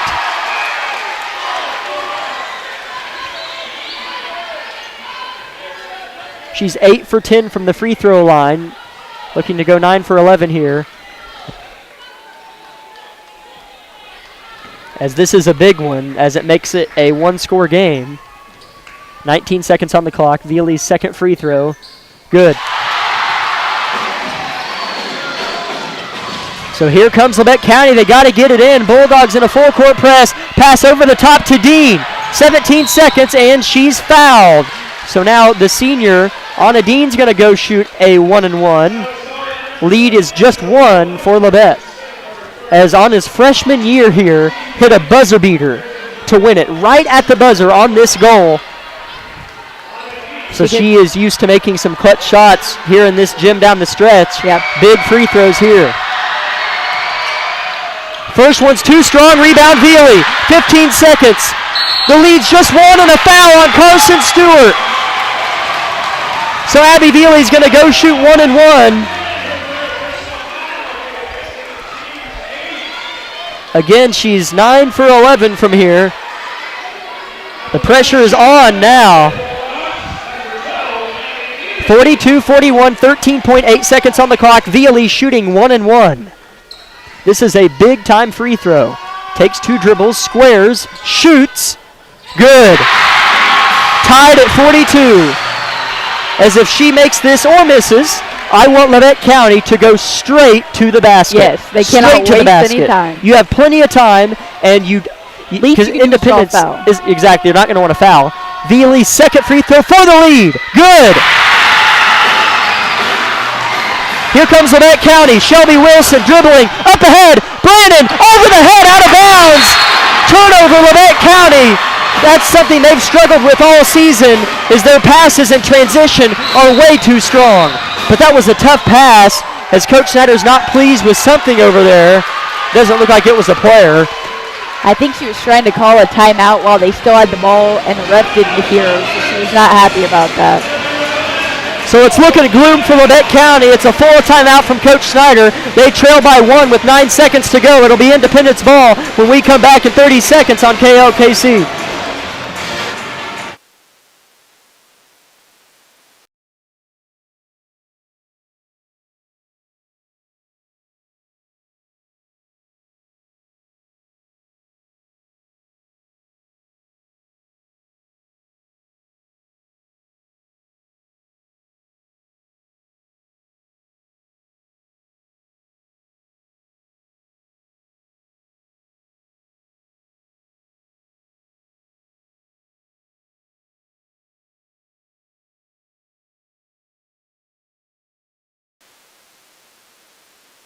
Independence set to inbound the ball here right in front of us, here at the table in the corner. The inbounder is going to be guarded by Anna Dean, Labette County, in a man-to-man full-court press. Throwing it in is Smith. Has to get over the 6-foot-tall Dean. Looking right, throws right into the hands of Veely. 6 seconds, you have to foul immediately. You got to foul. 4 seconds, and they finally foul with 4 seconds on the clock. Because, man, that hurts a little bit. Yeah, I think whenever Carson and Jasmine switched, they lost Veely. They did. And she popped over the backside, and they just couldn't get to her in time. So that's a lot of time off the clock. And Veely's not who you want at the line. She's still shooting just a 1-and-1. So if she misses the first one, you have to be ready to get out and go if you're Labette County. Her first one is no good. It's short, and it's touched. Ball's on the deck. 2 seconds. And a jump ball, and that's probably going to do it, as it's Independence ball with 2 seconds left. So Labette County is going to lose their first league game here on the road. Independence is a tough place to come win. As the inbounds goes to the corner to Veely, and the buzzer's going to sound as Independence wins against the undefeated Labette County Grizzlies in league play. They lose 43-42. Good performance from Abby Veely. She had 23 points. I mean, what a night. On the night, she had 23 of the 43. As Labette County led all of the second half, except for when it mattered. Independence played well here on their home court and got handled by this Labette County team 2 weeks ago in the Burlington tournament. We'll start with the 2-minute timeout and come back for our postgame show here on KLKC. Lady Grizzlies lose by 1 point here in Independence.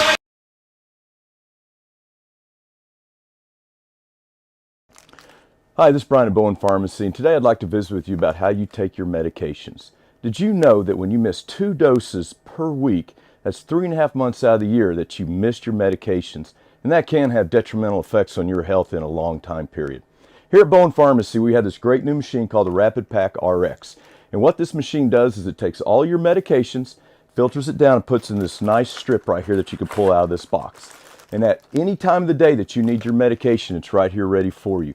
Whether you take it 1 a day, 2 a day, 5 a day, or 6 times per day, we can make that happen for you. It's all interfaced with our pharmacy system, and when it runs through, it puts all those times down for you. It even prints the medications on the strip, and you can take it throughout the day without having to take your bottles with you. It helps you stay compliant, helps you stay healthy, and it's going to give you a long life to live to enjoy. Here at Bowen Pharmacy, we're always thankful that you choose us to be your local provider. Thank you and have a wonderful day.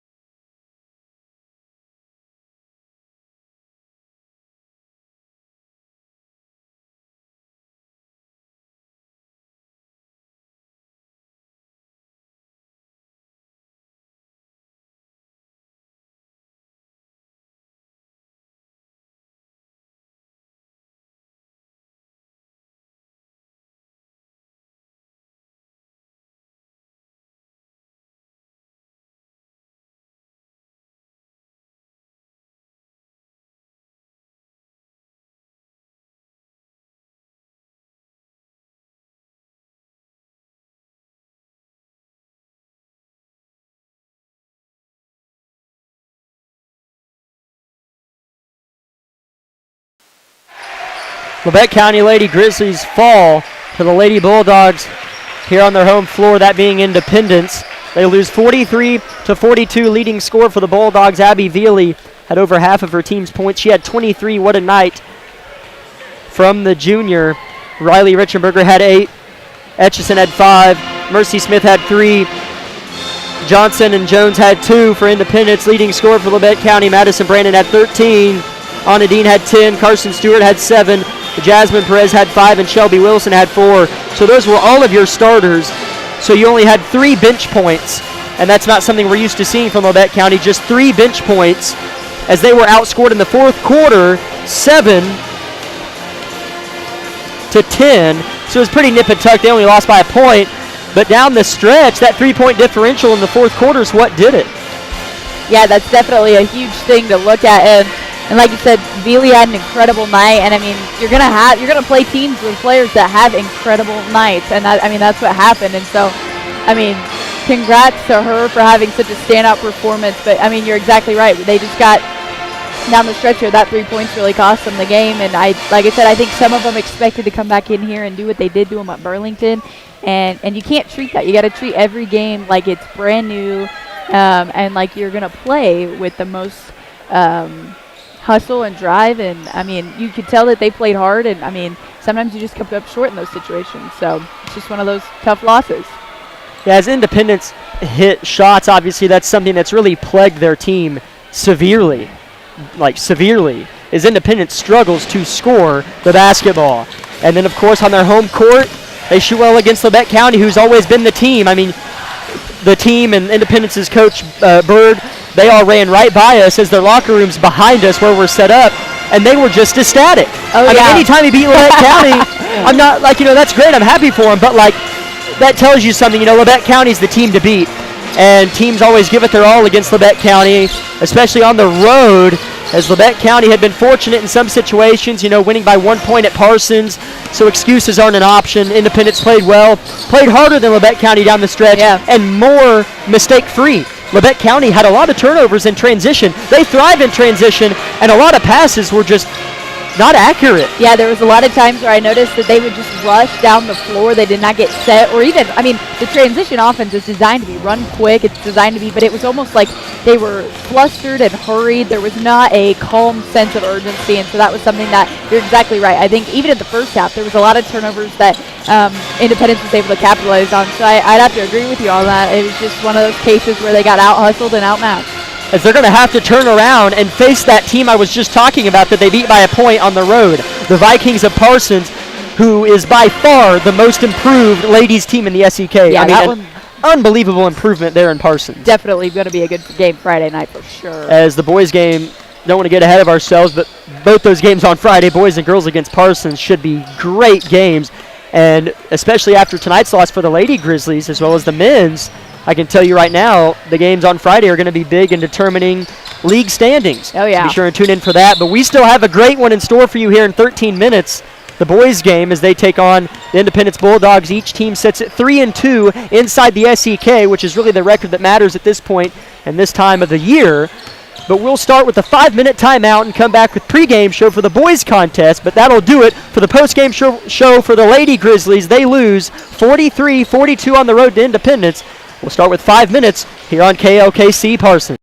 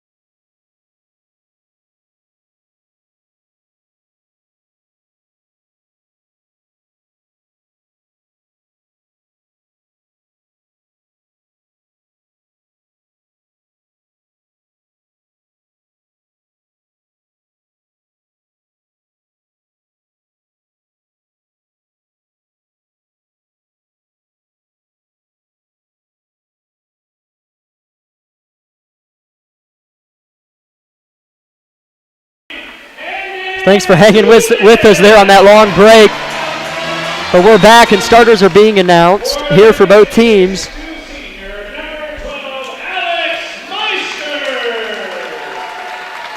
As I write down the Independent starters for Labette County starting, Xavier Phillips, glad to have him back healthy.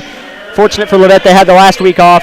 Eli Heston, Chase Carnahan, Alex Meister, and Hudson Baker. For Independence, number 12, a 6-foot-tall senior Cooper Smith. Number 14, a 5'10" senior Brecken Birdie. Number 15, 6-foot-tall sophomore Camden Julian. Number 22, a 5'11" junior Hayden Smith. And number 23, a 6'8" sophomore Easton Ewing.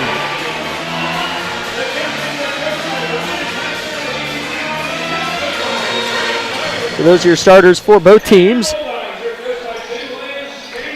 As Isabel, what are a few keys here for Labette County to get out of here with a tough place to win against a tough team? But that's nothing new to this Labette County team. No, yeah, and I think that's one thing they know how to do is, despite what matchups look like, despite if they're outmanned, outsized, these guys know how to work. So I think they're just going to have to bring that hustle here tonight. Another thing is they're going to have to lock down Ewing. I think that he is definitely going to be somebody that's going to be a big performer for them tonight. So as long as they can lock him down and watch the outside, I think they'll be just fine. As I agree, because this Independence team, you know, they start a 6-footer, a 5'10", a 6-footer, a 5'11", and a 6'8". So it kind of sounds kind of like Paola. As Paola started, like it seemed like everybody was over 6 foot tall, and that's what's great about playing in those tournaments. You know, the first one at Circle, the next one at Burlington. You get out of the league, you play some lengthy teams that can play downhill in many areas, and it preps you for when a team inside the league does have a team like that. And Independence does. So we'll see if they can answer. It's Ewing versus Baker at midcourt, as this is going to be a good one, and it's an important one. As the ref makes his way to midcourt, toots the horn, pumpkins in the air, and Baker wins the tip. Right into the hands of Chase Carnahan, and we're off here in Independence High School. Here's Carnahan, right side Meister. Meister defended by Julian. Here's Phillips inside. Fader rejected by Ewing. Back into the hands of Meister. That's not going to be Ewing's first block tonight. Or last, excuse me. Here's Meister left wing. Looks to drive. Gives to Phillips, right corner. Flashing is Baker and collecting is Baker. Looks to drive. Left-handed shot off the glass. Oh, it looked good, but it came up short. That's a good shot, though, from Hudson. Independence with their first possession of the game. They like to play through Ewing, as he has put up some killer numbers this year. Labette County is in a man-to-man. And here's a steal from Eli Heston. Gets in the passing lane, well read from the senior. Here comes Labette County with their second chance at it, 60 seconds in. Here's Baker high-low behind the arc at the top. Hands off to Phillips.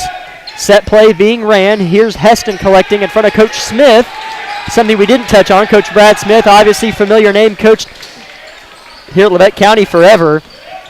And is it Independence? Happy for him. Had some good years. Here's a three-pointer from Heston off the mark. What a rebound from Phillips! And he tried to put it back rather than come down and go back up, and came up short. So Labette County's got two good looks, but haven't gotten either to fall. Yeah, they are good looks, though, so you can't be too upset with that. They just did not make it in. As Brecken Birdie has the ball defended by Carnahan, which tells me that Birdie's one of their better scorers, because Carnahan is always given the toughest assignment.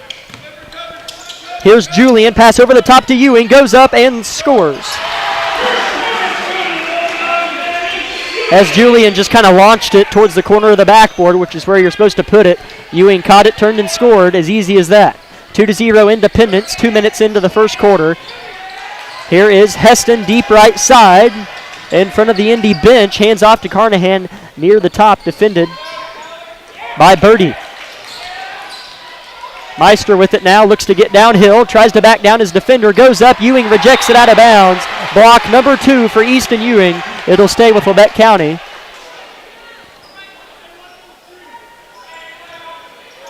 Carnahan, the inbounder, slaps, gives to Meister, right short corner.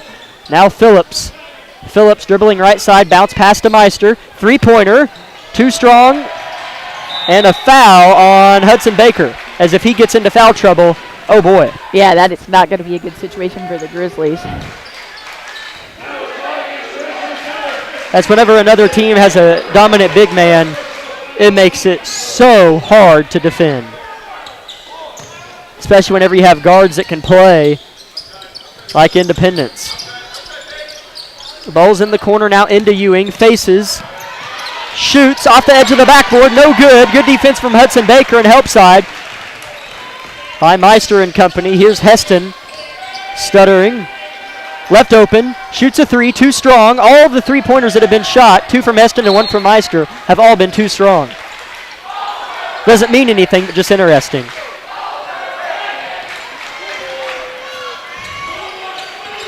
Rebound, ball tumbled out of bounds. Here comes Independence. They only lead 2-0, 4:50 to go in the first quarter. Pass inside to Ewing, baseline jumper, no good, rebounded by Meister. Meister gives to Heston. Heston is going to have to deal with the student section of Independence. As Carnahan comes and collects at the logo, now goes right side, right back to Carnahan. Now Heston, head fakes, pull up, good. And as he did exactly what I thought he'd do after he scored, looked right into the guts of the Independent student section. Yeah, I don't think it's a good thing. I mean, especially if Eli gets on fire, the student section's going to regret making any kind of remark towards him. Here's a three-pointer, no good. Rebounded by Meister. Good rebound from Alex. That's 2 good boards from him now. That's amazing to see from him. Here comes Labette County looking for their first lead of the game, 4 minutes in. Baker on the block versus Ewing. Looked like it was blocked by Ewing as it didn't even hit the rim, kind of pinned against the backboard. 3 blocks for Easton Ewing. 3 minutes and 50 seconds left in the first quarter still. Here's Hayden Smith getting by Heston. Pass to the corner in front of us to Birdie. Right back to Smith, who's settling things down. Extremely low-scoring game. 3:30 to go in the opening quarter. Score is knotted up at 2. Ewing on the back block. Here's Smith, dump inside to Ewing. Has to go get it. Pulls up from the short corner and gets it to go. He has 4 points. 4-2 Independence leads. As if you're Hudson, I wouldn't be too disappointed at Easton making that shot. I'll take a 15, 12-foot baseline J all day long. Yeah, I mean, in that case, he did make it, but the chance of, forcing him to have to take outside shots is much better than him getting an easy look. So great job by Hudson. As Baker gets a rebound and has it slapped out of bounds by Smith, as Meister pulled up from short corner from Baker. So it'll stay with Labette County. Carnahan the inbounder, screen set from Meister. Heston not open, but Meister backside. Shot no good. He had a wide open layup and a foul going the other way on Labette County. But that's what Easton Ewing does. He creates fear. Because Meister makes that shot 9 out of 10 times, and he was wide open. Yeah. But he knew Ewing was collapsing, so shot it higher in anticipation of a block than he needed to. Yeah, that's just something. Having a guy like that's exactly what his intent is to cause. And so we'll see if Meister can settle into that. Here's Ewing on the right wing. Outside the perimeter, gives to Smith, who drives, gets downhill, shoots a floater. Good shot from Smith. It's good. 6-2. Labette County just can't score. 2:30 to go, first quarter. Heston running point. Picked up by Smith. Chooses right side in the hands of Carnahan, guarded by Birdie. Inside pass to Xavier Phillips, who turns and scores. Perfect offense from Coach Argerbyte there, drawn up as Phillips lost his man behind him and flashed on the block perfectly. Yeah, and Phillips is a person. Phillips is a guard we've seen really come into his own and his confidence here recently, and it's been super impressive to watch him develop as a player. As a bad shot there from Phillips, puts his head down and jogs back, giving up a layup on the other end. Coach Argerbyte's going to want a timeout. 10-4, Independence leads it. They are electric and have all the pieces. Labette County could be in trouble. We'll find out in 30 seconds here on KLKC. High school sports fans, follow your team live with the free ScoreStream mobile app. Just download ScoreStream to get real-time scores, photos, and awesome video from your game and your rivals. Plus, follow your favorite teams and friends. Get real-time high school sports from ScoreStream.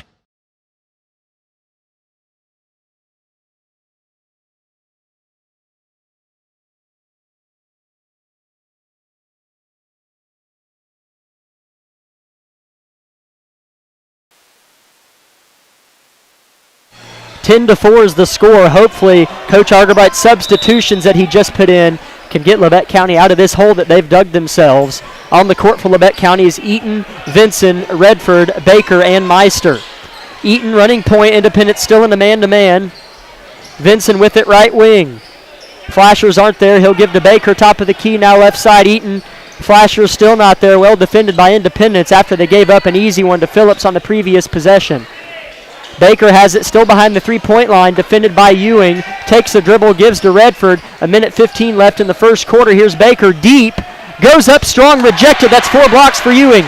Here comes Independence. Hayden Smith at point, picked up by Eaton. Flips left side, newly checked in Merrick. Davis Merrick for Independence. Here's Ewing, head fakes, drives, nothing there, but shoots something weird. And it was short. That was like a turnaround, spin, fade. I don't even know. I'm not sure what to call that. But here's Labette County underneath. No good from Hudson Baker. Here comes Independence again with 40 seconds left. Labette County held to just 4 points here in the first quarter. Eaton picks Smith's pocket, but Smith gets it back. Smith goes behind the back and gives to the corner. Merrick drives, floater, too long. Over the back on Ewing, no call, but a rebound in the hands of Trey Vinson. He's going to look to get downhill, shoots an awkward layup, and will shoot 2 free throws. And even though that did not look pretty coming from Trey Vinson, Labette County needs to get some momentum going, and however that's able to get started, it's going to have to be what comes. So let's see if Trey can put the 2 away here.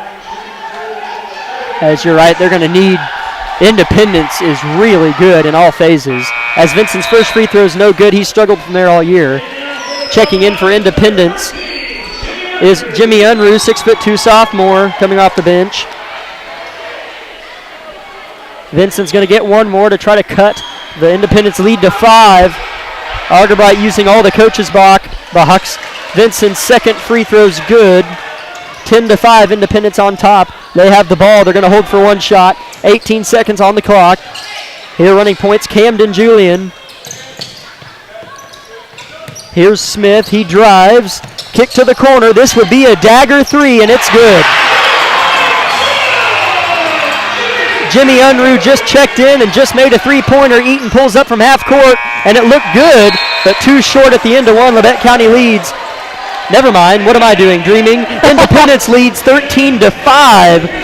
Labette County just stale. All Independence at the end of one. We'll take 60 seconds on KLKC Parsons. Hi, this is Brian at Bowen Pharmacy, and today I'd like to visit with you about how you take your medications. Did you know that when you miss 2 doses per week, that's 3.5 months out of the year that you missed your medications, and that can have detrimental effects on your health in a long time period. Here at Bowen Pharmacy, we have this great new machine called the Rapid Pack RX. And what this machine does is it takes all your medications, filters it down, and puts in this nice strip right here that you can pull out of this box. And at any time of the day that you need your medication, it's right here ready for you. Whether you take it 1 a day, 2 a day, 5 a day, or 6 times per day, we can make that happen for you. It's all interfaced with our pharmacy system, and when it runs through, it puts all those times down for you. It even prints the medications on the strip. You can take it throughout the day without having to take your bottles with you. It helps you stay compliant, helps you stay healthy, and it's going to give you a long life to live to enjoy. Here at Bowen Pharmacy, we're always thankful that you choose us to be your local provider. Thank you and have a wonderful day.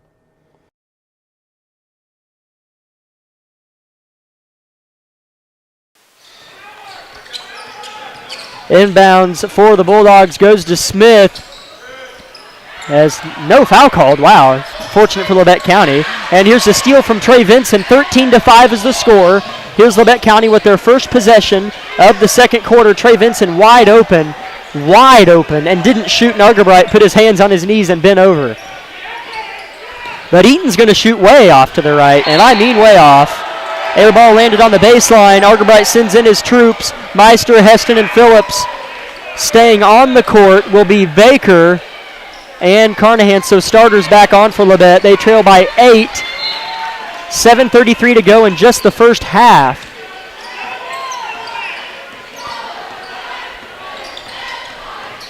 Here comes Smith.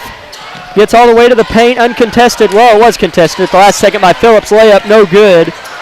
Meister could have just brought it up himself, but gives to Heston, who is harassed by Smith. Heston picks up his dribble, rotates left side to Meister, jab steps left and goes right. Gives it up to Carnahan, ball still behind the three-point line. Heston picks it up at his feet, defended by Smith. Goes to the left of the Baker screen and is fouled in a charge! A charge called on Eli Heston. That'll be his first personal and fourth team foul on Labette County. Yeah, that is definitely not what they were hoping for going to the basket on that one. Or 3 team fouls. It remains at 3. They put the team foul up before the personal foul. Independence just with 1 foul in the game. They have the ball. They lead by 8. Ball's on the left side. Smith gets by his man. Up and under goes Merrick. And they're going to say that he traveled.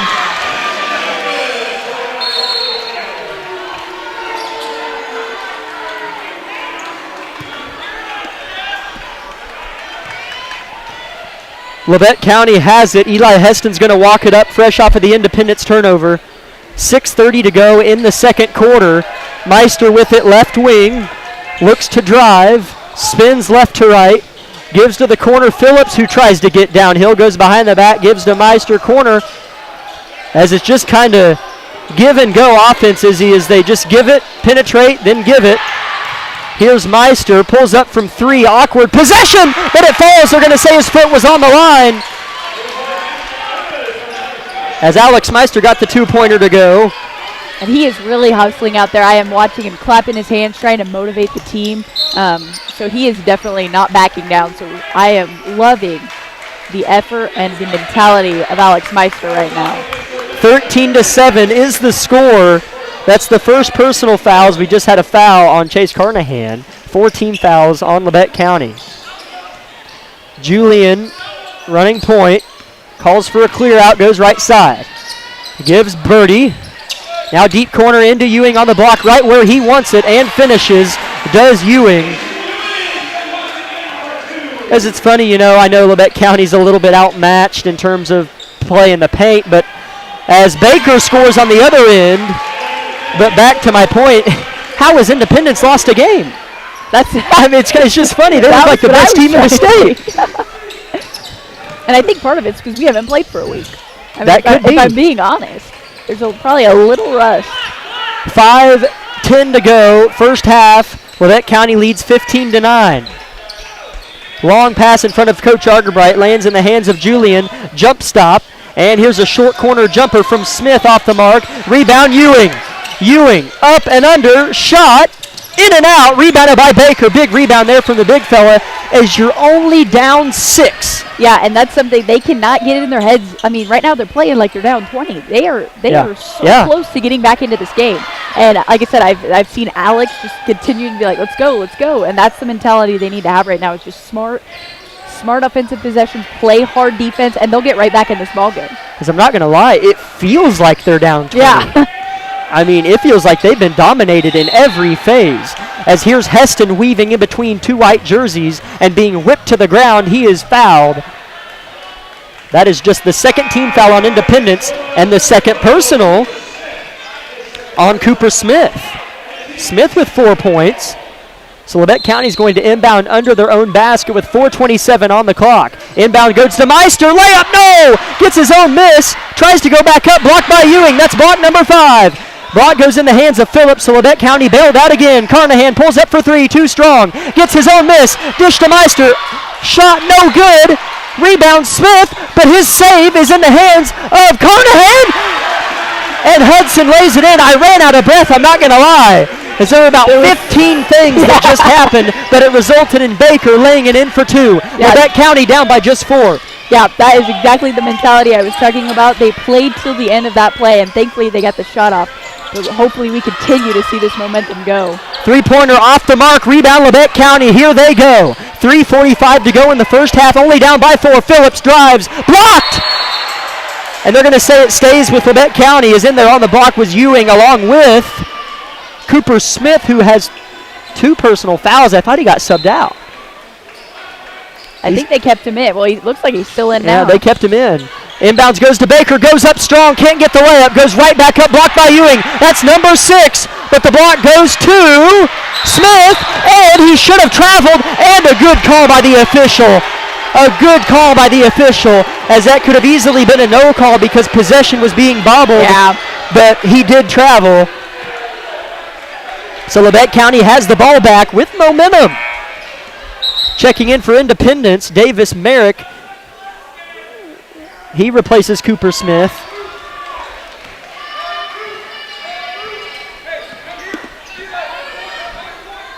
Chase Carnahan hands it off to Eli Heston. Throws right side to Phillips in front of Coach Smith. 3:15 to go. You want to have smart shots to close the half. You can't let Independence get out and run. Here's Heston looking to do just that. Slowing the pace down. Phillips off the pick and roll, pulls up from a dozen. Too strong, not a bad shot. He likes it. Just didn't square himself before shooting. So here comes Independence with a 4-point lead. Momentum still in the hands of Labette County. 2 minutes and 55 seconds to go in the second quarter here in Independence. Here's Birdie, passed from right wing to left wing to Merrick. Guarded by Carnahan, picks up his dribble, and at the high left elbow finds Julian. Three-pointer from Smith, knew it was off. Rebound Carnahan. As he was bumped, no foul called. Here comes Labette County in transition. Pass up ahead to Baker, and he's going to lay it in! As Labette County only trails by 2 points when about 2 minutes ago it felt like they were down 20. I mean, yeah, that's exactly what you said, and I think that this is a great thing to see from them. Here's a three-pointer from Birdie, good, right in front of us, and that was a big shot from Independence. They lead back by 5. Here's a step back from Heston, off the mark. Rebound, Independence. Here they come in transition, 2 minutes and counting. Ball lost, picked away by Carnahan, but in the hands of Merrick, poked away by Carnahan, in the hands of Heston. Chase Carnahan using his magic hands, and what a pass from Heston to Phillips, but misses the layup. It'll be Independence ball. Labette County with a big opportunity there. One of the best passes I've seen all year from Heston to Phillips in transition. Missed the layup. Oh man! I will say they are hustling right now. Oh, they're playing hard. I mean, you can't knock that, and that is something that should be applauded. So let's see if they can keep battling. That three-pointer from Birdie was ice cold as Independence needed it badly, and a travel! Oh my gosh! A travel as Xavier Phillips got a hand on the ball, and I thought he was either going to call a foul or a jump ball. I genuinely thought there was going to be a foul call there, but as I thought, no way, that was a travel. But he calls it. 90 seconds to go. Labette County only down by 5. Here's Baker near the top of the key, guarded by Ewing. Hands off to Phillips. Phillips gives to Meister, coming off screens. Three-pointer, in and out. Rebound Ewing. Good play call, though, by Ergerbright. The next 70 seconds are big. Yeah, this sets the tone going into the locker room and coming out into the second half. Here's Ewing, running hook, no. Too strong. 60 seconds now. Pass up ahead to Heston. Doesn't like what he has. Shoots an awkward shot off the mark. Tough shot from Eli Heston. Not sure I like that one. Here comes Independence. They have numbers. Here's Julian going one-on-one with Phillips. Gorgeous shot with the left off the glass. 6 different Bulldogs have scored, and now Labette County back down by 7. Due to some independent shots, yes, but Labette County has had some rush offensive possessions. Here's Meister, another one, three-pointer, no good. And now here comes Independence threatening to attack with 20 seconds left in the opening half. I'm not sure if they're anxious or what's happening, but they are just rushing every offensive possession. I mean, I'm surprised they didn't try to go for one shot there at the end. Yeah, as they cut it to 2, it was 15-13, and now Independence has owned the last 60 seconds. Here comes Merrick, not picked up. Ewing underneath, blocked! Blocked by Carnahan! They have 3 seconds! Meister, half corner! Oh, off the glass, almost went in. So what little momentum they can get off that block, they'll take into the halftime locker room with them. Labette County trails Independence 20-13 at the halftime break. Could have been a lot worse, as they were down pretty big at the end of the first quarter. We'll start with the 2-minute timeout and come back with first half stats and breakdown here on KLKC.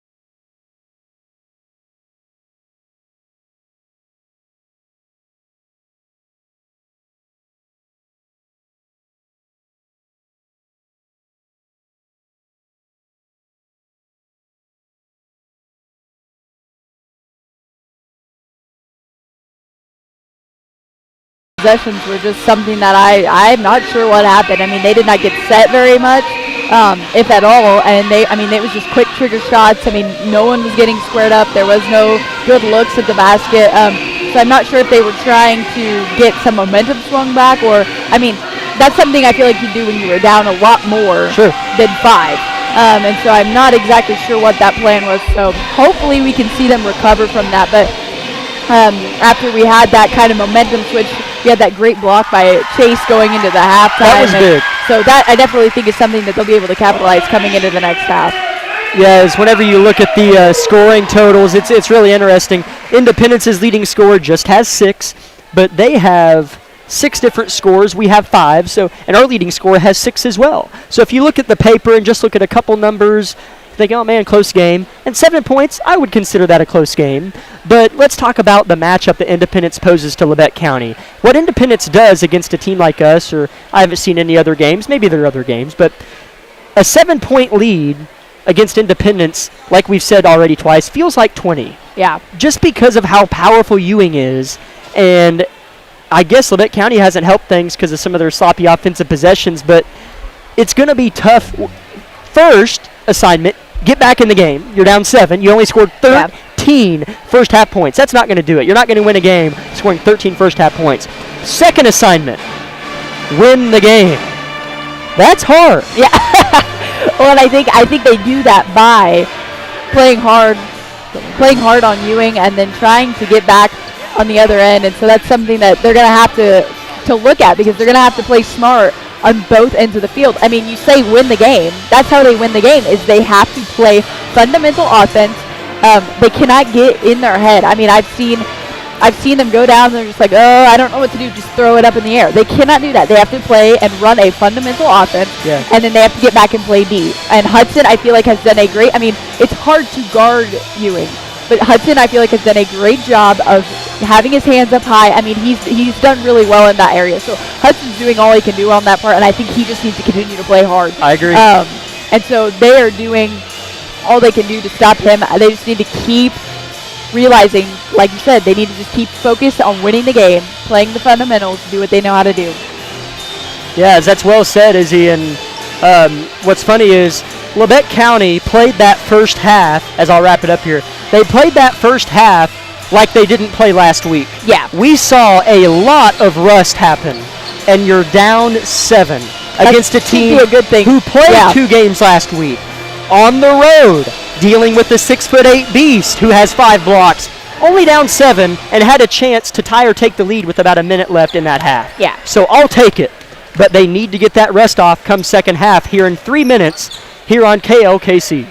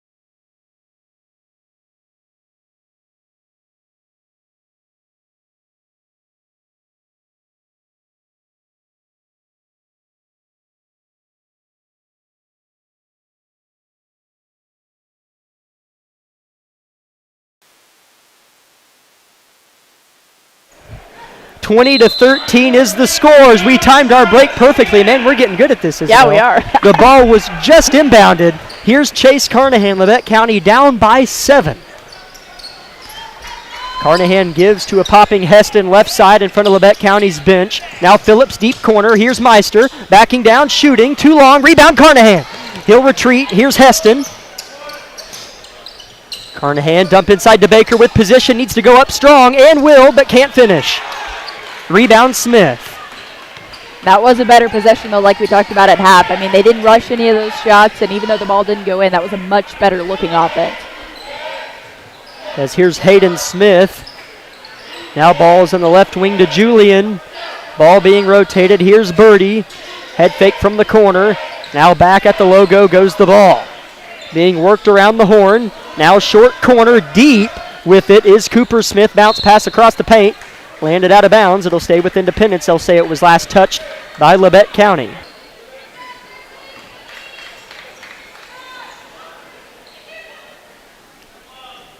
Inbounding under their own hoop is Independence. Pass goes to the near corner. Bounce pass inside to Ewing. Turns, shoots, scores. 8 points for Easton Ewing. As if you would have told me at the end of the first half Easton Ewing had just 6 points, I would have been pleased. But Independence has quite a bit of depth. Here's Phillips driving, stopped. Phillips launches a three, and it's good for Xavier Phillips. Off the dish from Eli Heston with the assist. 22-16, a minute and a half into the third quarter. Here's Hayden Smith working on Heston. Dump inside to Ewing, defended by Baker. Wants to score, he faced, but kicks it back out to Smith. This is Hayden Smith here. Pass tipped in the air, stolen away. Here comes Labette County. Pass up ahead to Heston. In open court, layup, good. 22-18, lead back to 4 for Independence. Pressure on Indy now. 2 minutes into the third quarter, Labette County has to turn it up on defense. Fresh off of creating a steal, can they do it again? Yeah, and you talked about they have to win the second half, and so far they have to do that on every possession.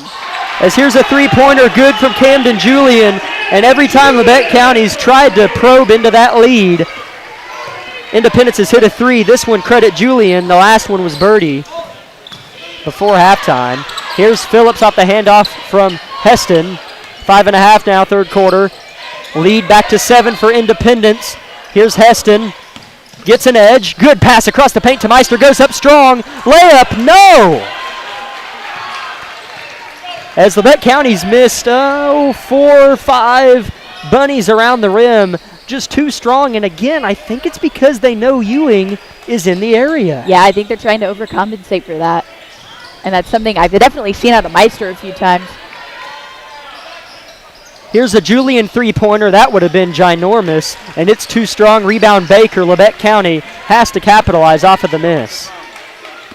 Here's Carnahan, looks to drive baseline. Good cutoff defense there from Birdie. Now back into the hands of the senior guard, Heston. Looks to drive, dishes out to Phillips. Head fakes, pulls up. Oh, he head faked. He even faked me out. Here's Meister at the free throw line, giving it back to Carnahan for a fresh set play here. The dribble handoff to Heston. Fakes left, goes right, creates contact. Foul on the floor. First foul of the second half with 4.5 to go in the third quarter.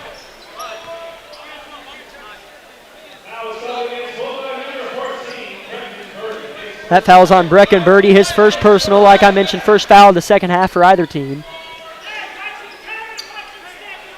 Carnahan's going to inbound. Bounce pass inside to Baker. Goes up strong. In and out goes the layup. He has position. Second chance, no. Rebound Meister. Third chance, no. Rebound Ewing. And I can tell you right now, if that continues, this game's over. The bunnies have to go in because Ewing's not going to miss these as he is fouled underneath. Oh, they're going to say travel as Ewing shuffled his feet. Travel. 4 minutes and 8 seconds to go as Meister's in a slump as Argerbright kind of slaps his hand and just kind of encourages him as Meister showing a little bit of body language we're not used to seeing from him. It's just been tough. Yeah, I mean, it's hard. And, I mean, with the couple layups that he's missed, I mean, normally he makes those, so that's very uncharacteristic. So I know that he is struggling to keep his morale high right now. Here's some screen set and a set play. Heston open for three. They need it, and it's too short. Rebound fought for in the hands of Camden Julian. Here comes Independence. The next 3 minutes is going to determine the game, in my opinion. Independence already with a 7-point lead and the ball, and 3.5 minutes to go in the third quarter. Here's a dump inside to Smith. Turn, shot no good. Blocked from behind, but a foul called. He'll shoot two. Labette County letting this one slip away.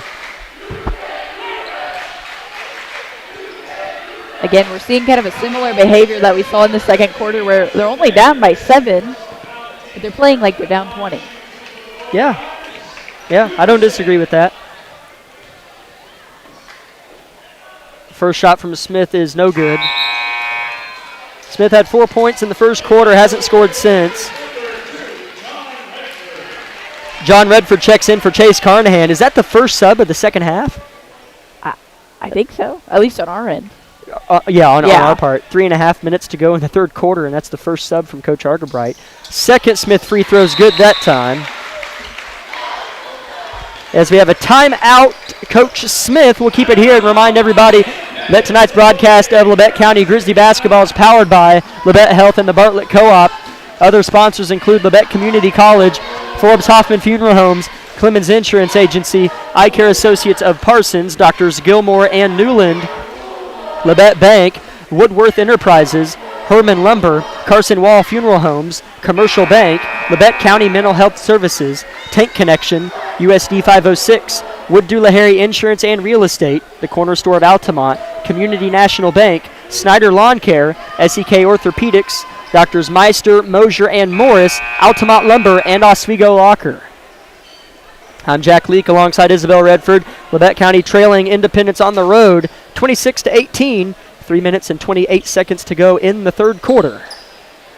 As just an accumulation of missed 2-foot shots. Like, I'm talking 6 or 8 at this point. Yeah. A lot of points have been left out there for Labette County. And it's not like Independence has done anything special. 26 points is about where an average score would be halfway through the third quarter. A little below average, actually, but Labette County hasn't been able to answer. Redford with the ball, right wing. He just checked in. Jump stop, turnaround jumper. Oh, it looked good from here. No good. Rebound Cooper Smith, and here comes Independence again. Like I mentioned before the timeout, this next 3 minutes will determine the game. Yeah, for sure. I mean, it'll be interesting to see if Labette County can claw their way back into this one or if they're going to allow Independence to keep running away with it. Ewing has it stripped by Phillips. He outlets to Heston, pulls up from about 8 feet, air ball, and Heston saves it. Oh, it was almost off of the leg of Cooper Smith, but he corralled it. What an effort from Heston. They're going to have to buckle down and play defense, though, still in the same scenario they've been 2 possessions in a row. Here's a three-pointer, too strong, rebound, Hudson Baker, and he saves it into the hands of Smith, who gets the layup to go uncontested. 10-point Independence lead. Labette County has scored just 18 points in over 2.5 quarters. You're not going to win a game doing that. I'm just saying. No, you're exactly right on that. Here's a Phillips three-pointer off the mark, barely hit the net. Rebound Ewing. Argerbright takes a seat. 3 subs at the scores table. 1:45 to go in quarter number 3. A double team in the corner results in a Labette County steal, and here they come. They have 90 seconds to work with, and they have to get something going. Here's Redford looking to do so, right side. Gets by his man and gives to Baker in the right elbow position. Now Heston on the opposite side. Phillips gets it, pulls up from about 8 feet, too strong. Rebound Baker goes up, and a foul is called, so he'll go shoot 2.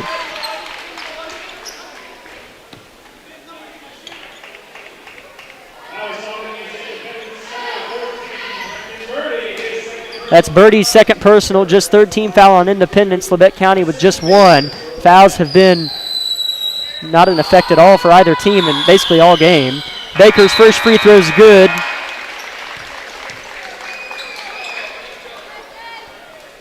Phillips is going to check out. Heston's going to check out. Redford's going to check out. In for them are Griff Eaton, Trey Vinson, and Elijah Sidebottom for the first time tonight.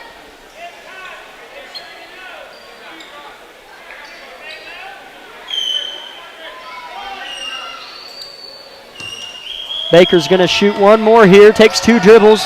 Make that 3. Spins. Shoots and connects. 2 good free throws there from Baker. He's got 8, leading the way in scoring. So regardless of the outcome, it's good to see him at the top of the box score for Labette. 1 minute and 10 seconds to go. 28-20 is the score. Here's Julian.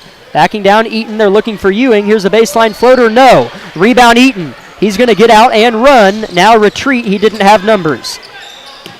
Here's Trey Vinson. Now to Elijah Sidebottom, top. Now Eaton left side. Hits a cutting Carnahan. Not there. Here comes Eaton. Jump stop. Now Sidebottom. 45 seconds left. Drives and gives to Carnahan. Here's Eaton switching right to left around the post of Baker. Vinson drives. Floater too strong. That's a toughie. And the rebound in the hands of Hayden Smith. 30 seconds left. As Smith taps his head, I don't know if we're going to see a backdoor lob or what. 20 seconds to go. Here's Smith. Now far corner. Here's Merrick. 13 seconds. Julian dribbling, running out the clock. 8 seconds now. 7 seconds. Bounce pass to Ewing. Jumper. Good. Oh, man, that hurts. That hurts. Buzzer sounds at the end of 3. Labette County down by 10.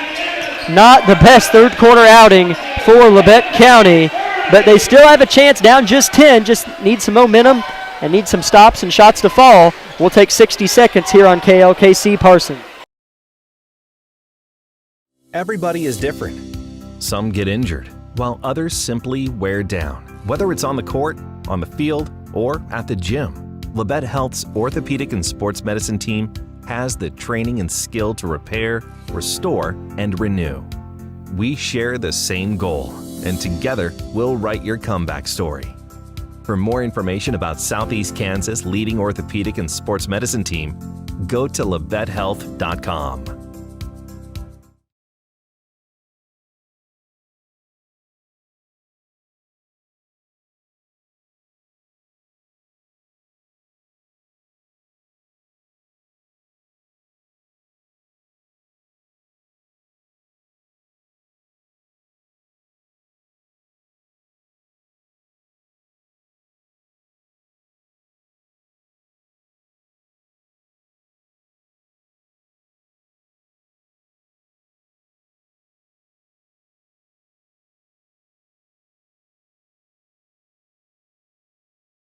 He has some work to do. Independence is going to have the ball to open up the fourth quarter as the Bulldogs lead on their home floor 30-20. As the deficit, you may say, man, it's not that bad of a deficit. Why you sound so negative?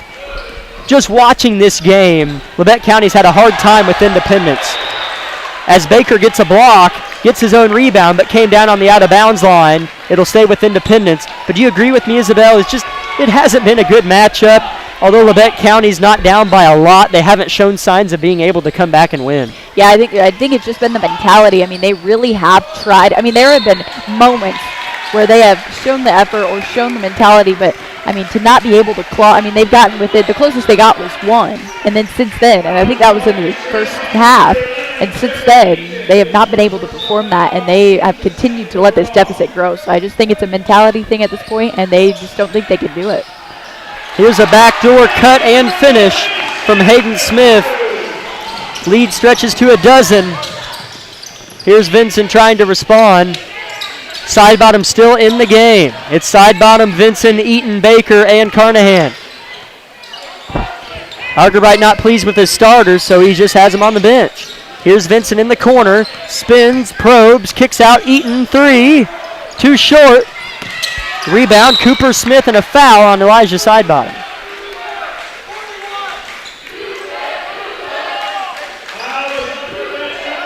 That's the other thing I'm saying. I mean, you saw it just there is nobody went and crashed the boards. I mean, they shot Trey, ran the other way.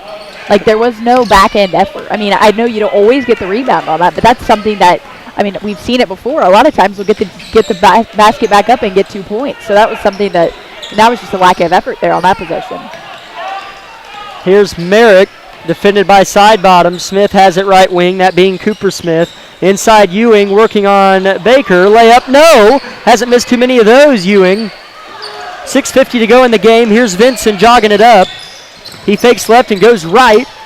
Nothing there. He'll outlet to Eaton. Let him work. He touches the paint, kicks to side bottom. Side bottom kind of does the same and kicks to Vincent. It's not really offense being ran, just more or less one-on-one. As Baker is fouled on a shot attempt, so he'll shoot another pair. He's 2 for 2 from the line and leading scorer with 8 points. Yeah, I mean, it is good, though, to see Hudson working down, getting to the free throw line and being our leading scorer. I mean, that is just something that you definitely, no matter what the game looks like, you want to see out of your big. Right. As Baker gets this one to go, he can hit double digits if he makes this one.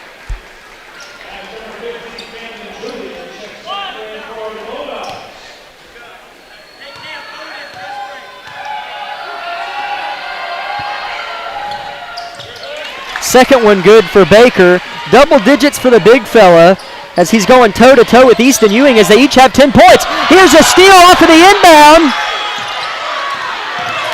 All the fans wanted a call as Eaton was bumped hard off the inbound, but they're not going to get it. Carnahan fouled.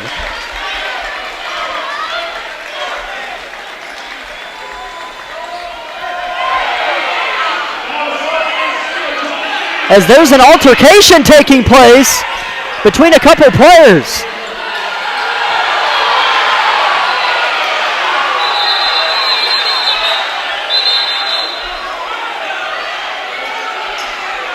Wow.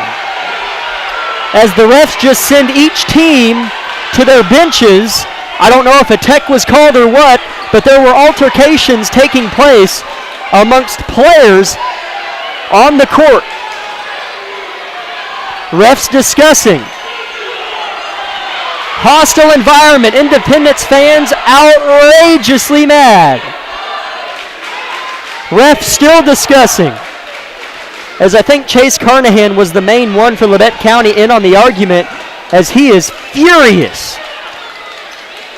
Eli Heston and Coach Tucker of Labette County trying to calm down Carnahan, who is a caged animal right now. Refs discussing. I'm curious what's going to be called. I hate to see this stuff happen.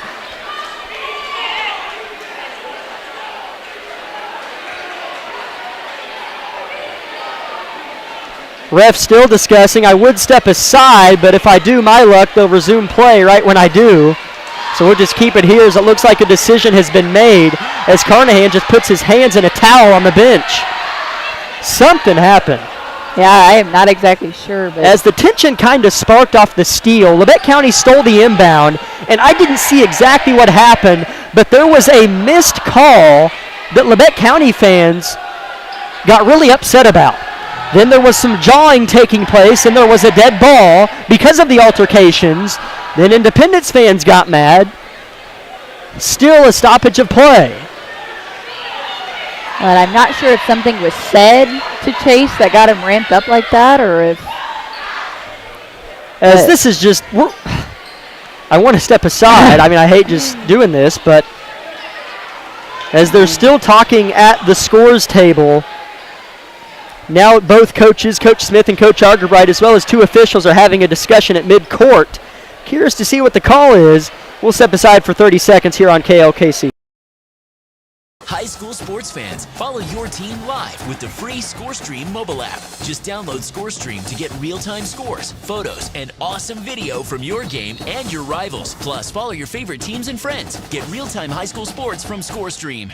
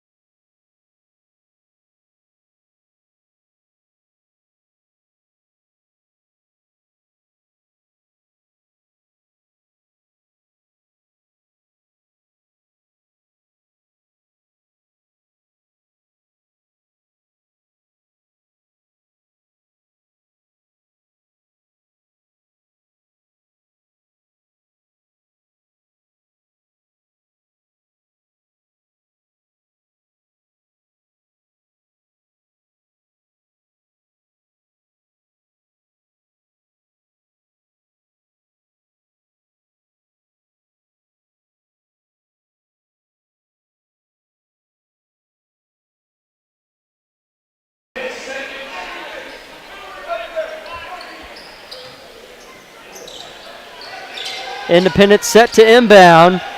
Good cut to the basket and a good finish from Cooper Smith. As the air has kind of been popped out of the balloon for Labette County. They trail by 14, largest deficit of the game, 5.5 to go. As a near steal from Ewing, but a foul called. He was harassing Vincent on the perimeter. So that'll be a 1-and-1 for Vincent at the line here coming up momentarily.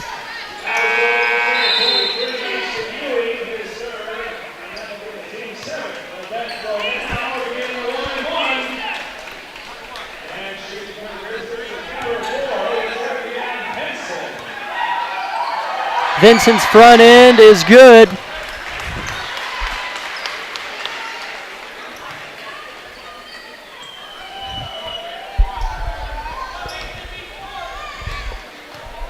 Second for Vincent. Good as well.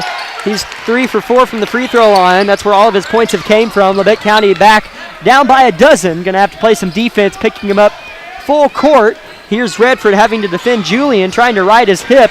Here's a three-pointer from Cooper Smith, too short. Heston skies for the board and collects. Long pass up ahead to Vincent. It's 2-on-2, and Vincent chooses to back it out. Redford pulls up from deep, and a foul going the other way. Oh, he stepped out. Oh. I think Redford stepped out. 5 minutes to go in the game. Independence by 12.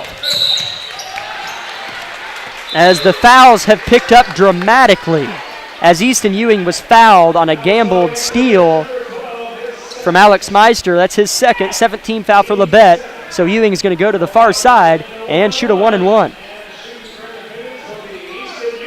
They've held Ewing to 10 points. Is really, it hasn't been like a Ewing domination. As his front end is no good.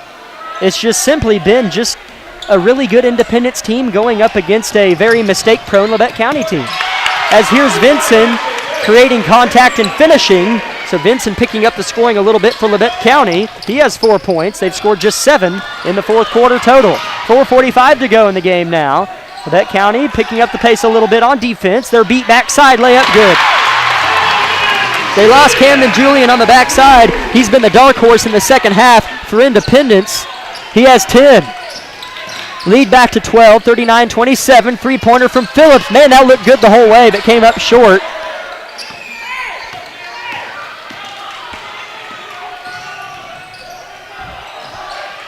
Here's a bounce pass inside. Rejected at the top from Meister. Rebound, Eli Heston. As we've been getting word that our audio's not working, so if it's working now, just let me know. As Meister pulls up from deep, and it's good, so 39-30 is the score. Labette County still has life, as funny as it may sound. 4:05 to go in the game. Full timeout, Coach Augerbright. 30 seconds on KLKC.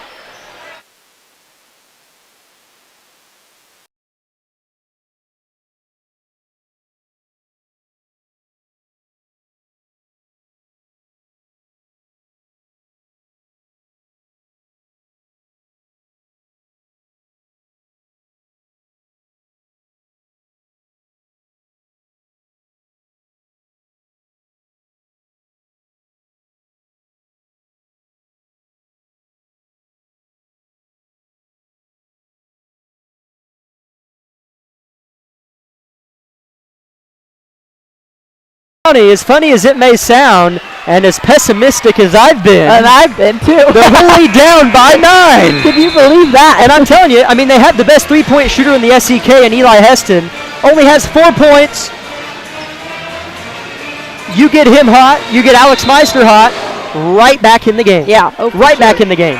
But it starts on the defensive end. Yes, and getting stops. And I mean, they have done.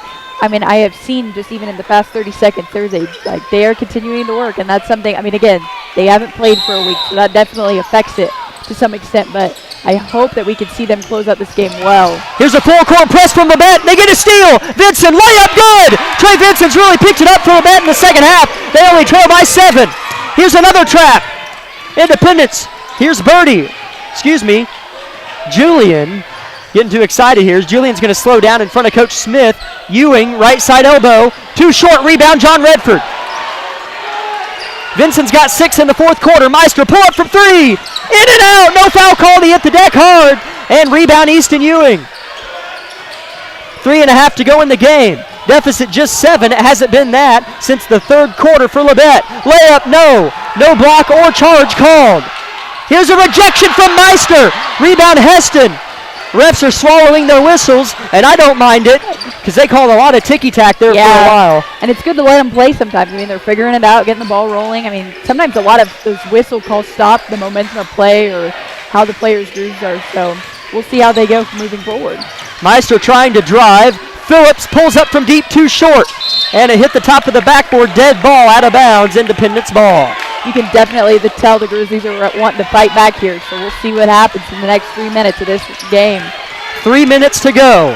Press broken. Foul, Trey Vinson.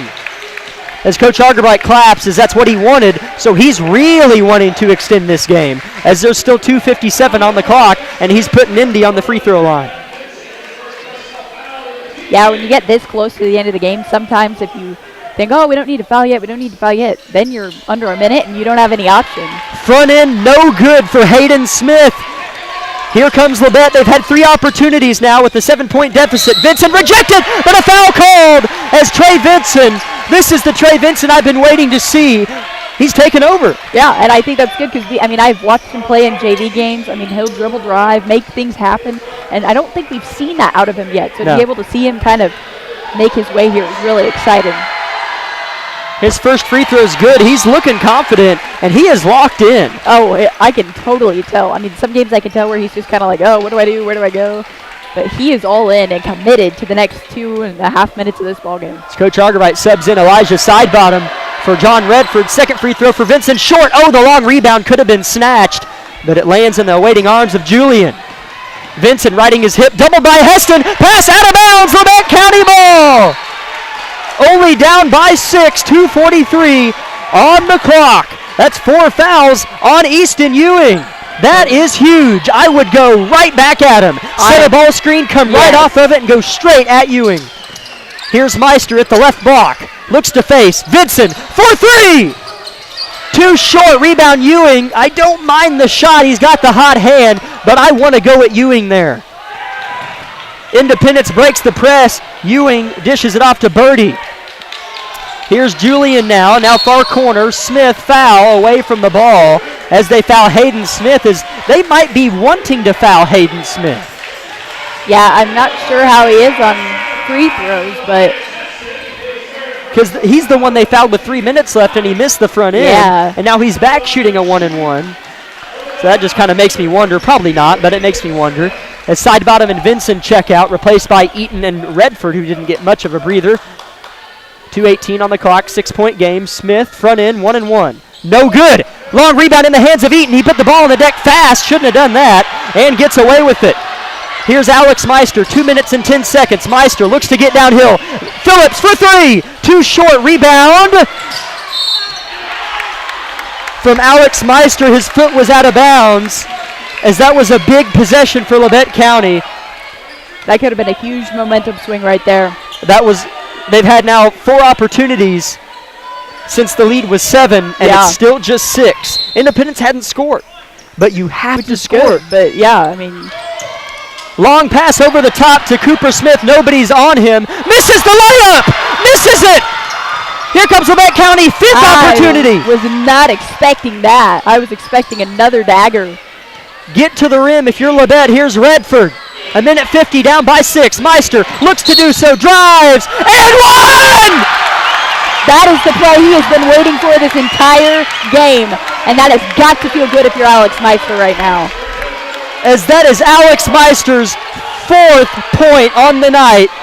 Like I said, he has been waiting for that one, so that alone is a huge mentality switch in that man right there. I couldn't agree more, as his and one's too short. Heston fighting, and a jog ball! It's Labette County ball! What an effort from the senior! As I probably just broke everybody's ears, I didn't get my hand on my knob fast enough, but it's getting exciting here in Independence. 39-35. Labette County with the ball. 1:45 to work. Redford doesn't like what he has. Dishes outside. Heston squares up from deep. Good! Good! Labette County down just a point. Timeout, Coach Brad Smith. A minute 34 on the clock. 39-38. Independence still on top. Where did this team come from? Tell me. Where did this come from? As the timeout was from Coach Argerbite, it's a full, so we will step aside. To answer your question, I have no idea. 30 seconds on KLKC.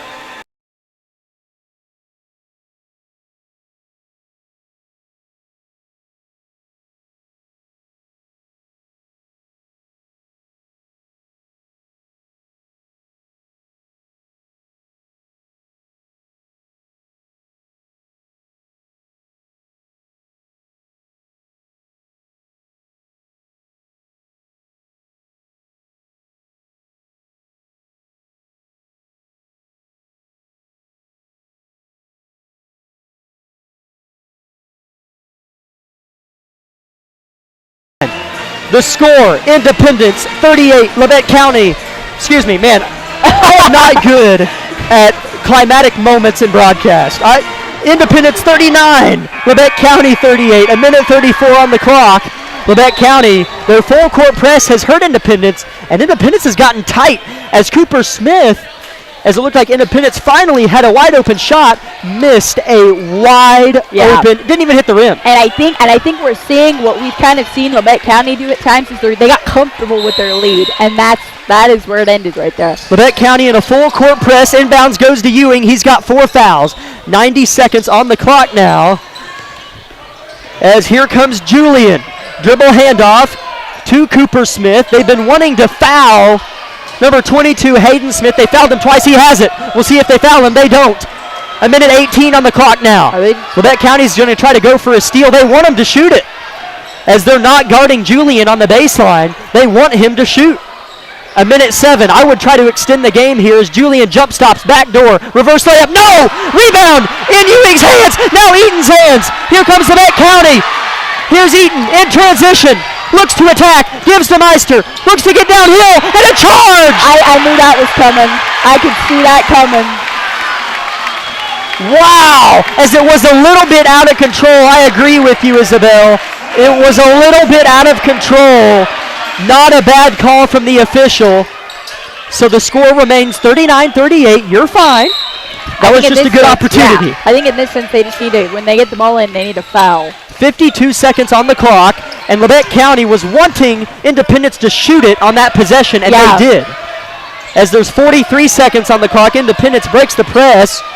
Here's Julian fouled, and that's a good foul. Yeah. Once you get to that 30-second mark, that's when it gets a little bit tight. So good foul there from Meister, as even if he makes them both, you're down a possession.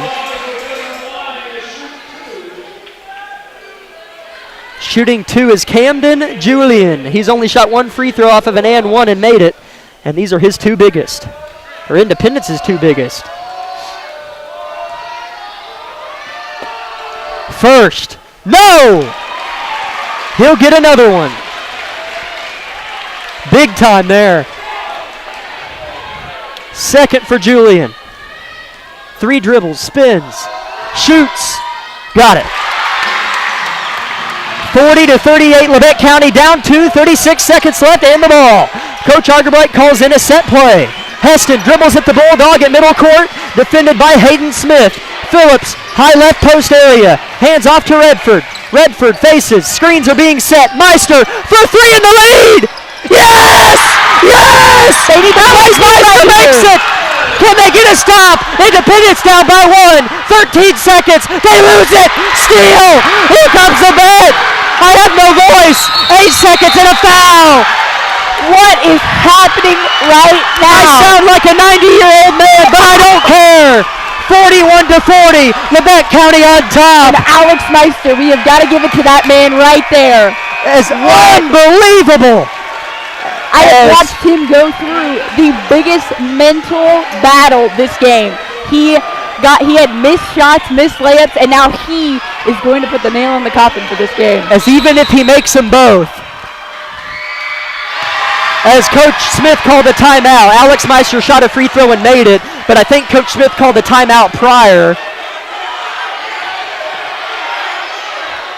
As Coach Argerbite's claiming that Meister had the ball ready to shoot when Smith called the timeout. So very interesting. We're not going to go anywhere. As Isabel, I'm going to retrace here a little bit as I regain my vocal cords as they were not in my body about 15 seconds ago. I have never been so sure. Now listen, I have never been so sure that a team was going to lose a basketball game than tonight. I was right there with you. There was 100%. no way Labette County was going to come back, let alone win this game. I honestly, if you had told me that is what the second half was going to look like, I would have said you were crazy. That is how amazing these boys have come back and fought.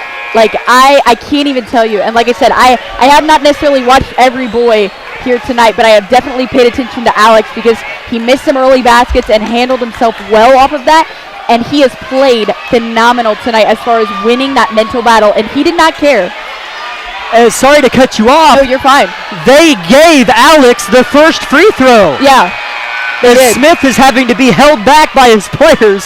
I love that man to death. I love Coach Smith. They are giving Alex Meister that free throw. Oh my gosh, that is huge. And you could have guessed it, the Independence fans, they're upset. Oh, that happens. As Coach Argerbright now wants a timeout, we'll probably take this one with him. 30 seconds, unbelievable here in Independence. We'll take 30 seconds on KLK.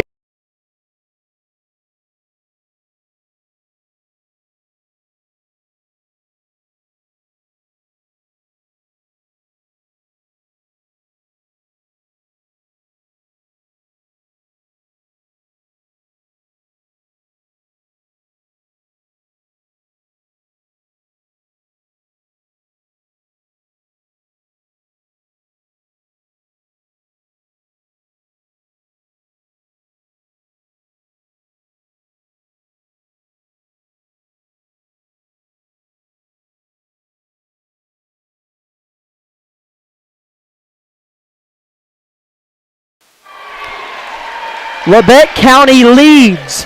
Yes, you heard me right. Labette County leads Independence 42-40 with 7 seconds left, and Alex Meister is going to shoot one more free throw. Teams are still in their huddles as a player that I have to note, even though the game's not over, Independence can still win or tie. Don't get me wrong, I've seen it all. Trey Vinson has been huge down the stretch for Labette County. But hopefully we're talking about him post-game. As of now, Alex Meister shooting the biggest free throw of the ball game. This would put Labette County, I'm going to stop right there. I don't want to jinx anything. Alex, second free throw, good! 3-point game, 7 seconds. Labette County picking him up full court. They have to get the ball in, and they do. Here's Smith. Right back to Julian. 3 seconds. 2 seconds. Here's it for the tie! No! No! Labette County wins it! Labette County wins it! Unbelievable win! Unbelievable win! I cannot believe it! I cannot believe it! A game. Unbelievable! What a game. Unbelievable! Wow! Wow! I don't have any words. Labette County moves to 4-2 in league play. Independence moves to 3-3. For, let's see, how long are the games? 8 minutes, 32-minute game. 4 quarters, 8 minutes each quarter. 32 minutes of gameplay had happened. Yeah. And for about 28 of them, Independence was in complete control. But Labette County, in those 4 minutes that they controlled, made it count. Made plays when they needed to. Flip-flop the momentum on the road, down by 13 in the fourth quarter. I think this game proves their resiliency. That is... Sure, experience. That's something right there. We've watched them battle. We've watched them battle on this whole season. We've watched them battle from deficits, especially at the Burlington tournament. But that is definitely something that I am completely impressed with. And I think tonight proved that it doesn't matter what this team goes through in a game. They can come back and win. Yeah. Now, is that going to happen every time? No. But it proves what we were questioning is, can they win in hard situations? And the answer is yes. As just an unbelievable win. They win it 43-40 as, again, hopefully we're joined by Coach Argerbright. We'll get you the audio of the interview this time. We apologize for last time. but hopefully we're joined by Coach Argerbright, and I'd like to try to get a player as well. So we're going to take a 3-minute timeout and come back with post-game stats and breakdown of Labette County's spectacular come-from-behind win here in Independence. 3 minutes on KLKC.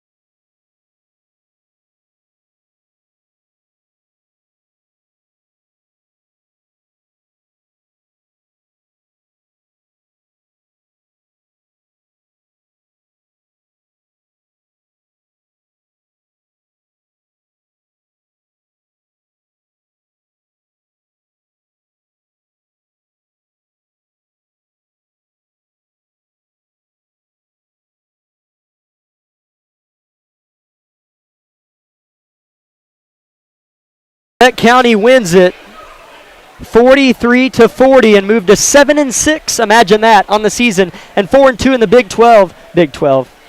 My gosh.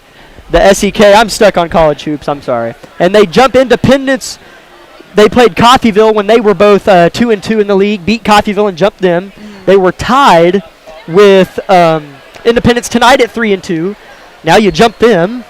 So now you host Parsons on Friday. So that should be an interesting game as well. Yeah. So I guess we will see what we're in for then. As I am super excited for that game. As we got word we're not going to be joined by Coach Argerbright this evening, so we'll go ahead and jump in to post-game stats and then close it. We won't have any post-game interviews for you tonight. Leading scorer for Labette County, Hudson Baker with 11 points. I'm so proud of him. Not because he led in scoring. That's part of the reason. But he outscored Easton Ewing. And that's hard to do. Did a lot of things that you don't see in the scorebook, because Easton Ewing very well could have scored 25 points tonight. Yeah. But Hudson Baker was given that matchup and delivered perfectly. Behind him, Trey Vinson had 8 points, 7 of them in the back half of the fourth quarter, and made 3 out of 4 free throws down the stretch. Yeah, he was big. Really when they needed it most. I mean, he stepped up and made those shots and made the plays that they were needing to gain the comeback. Eli Heston had 2 points in the first half and finished with 7 and hit a 3-pointer to cut it to 3, I believe. Yeah. So Heston hit some shots when it mattered. That's what seniors do, just like Alex Meister, who just had 4 points tonight. But you could make a subtle argument, maybe not player of the game, but player of the game down the stretch. Definitely you can make player an of argument. The fourth quarter for Yeah. sure.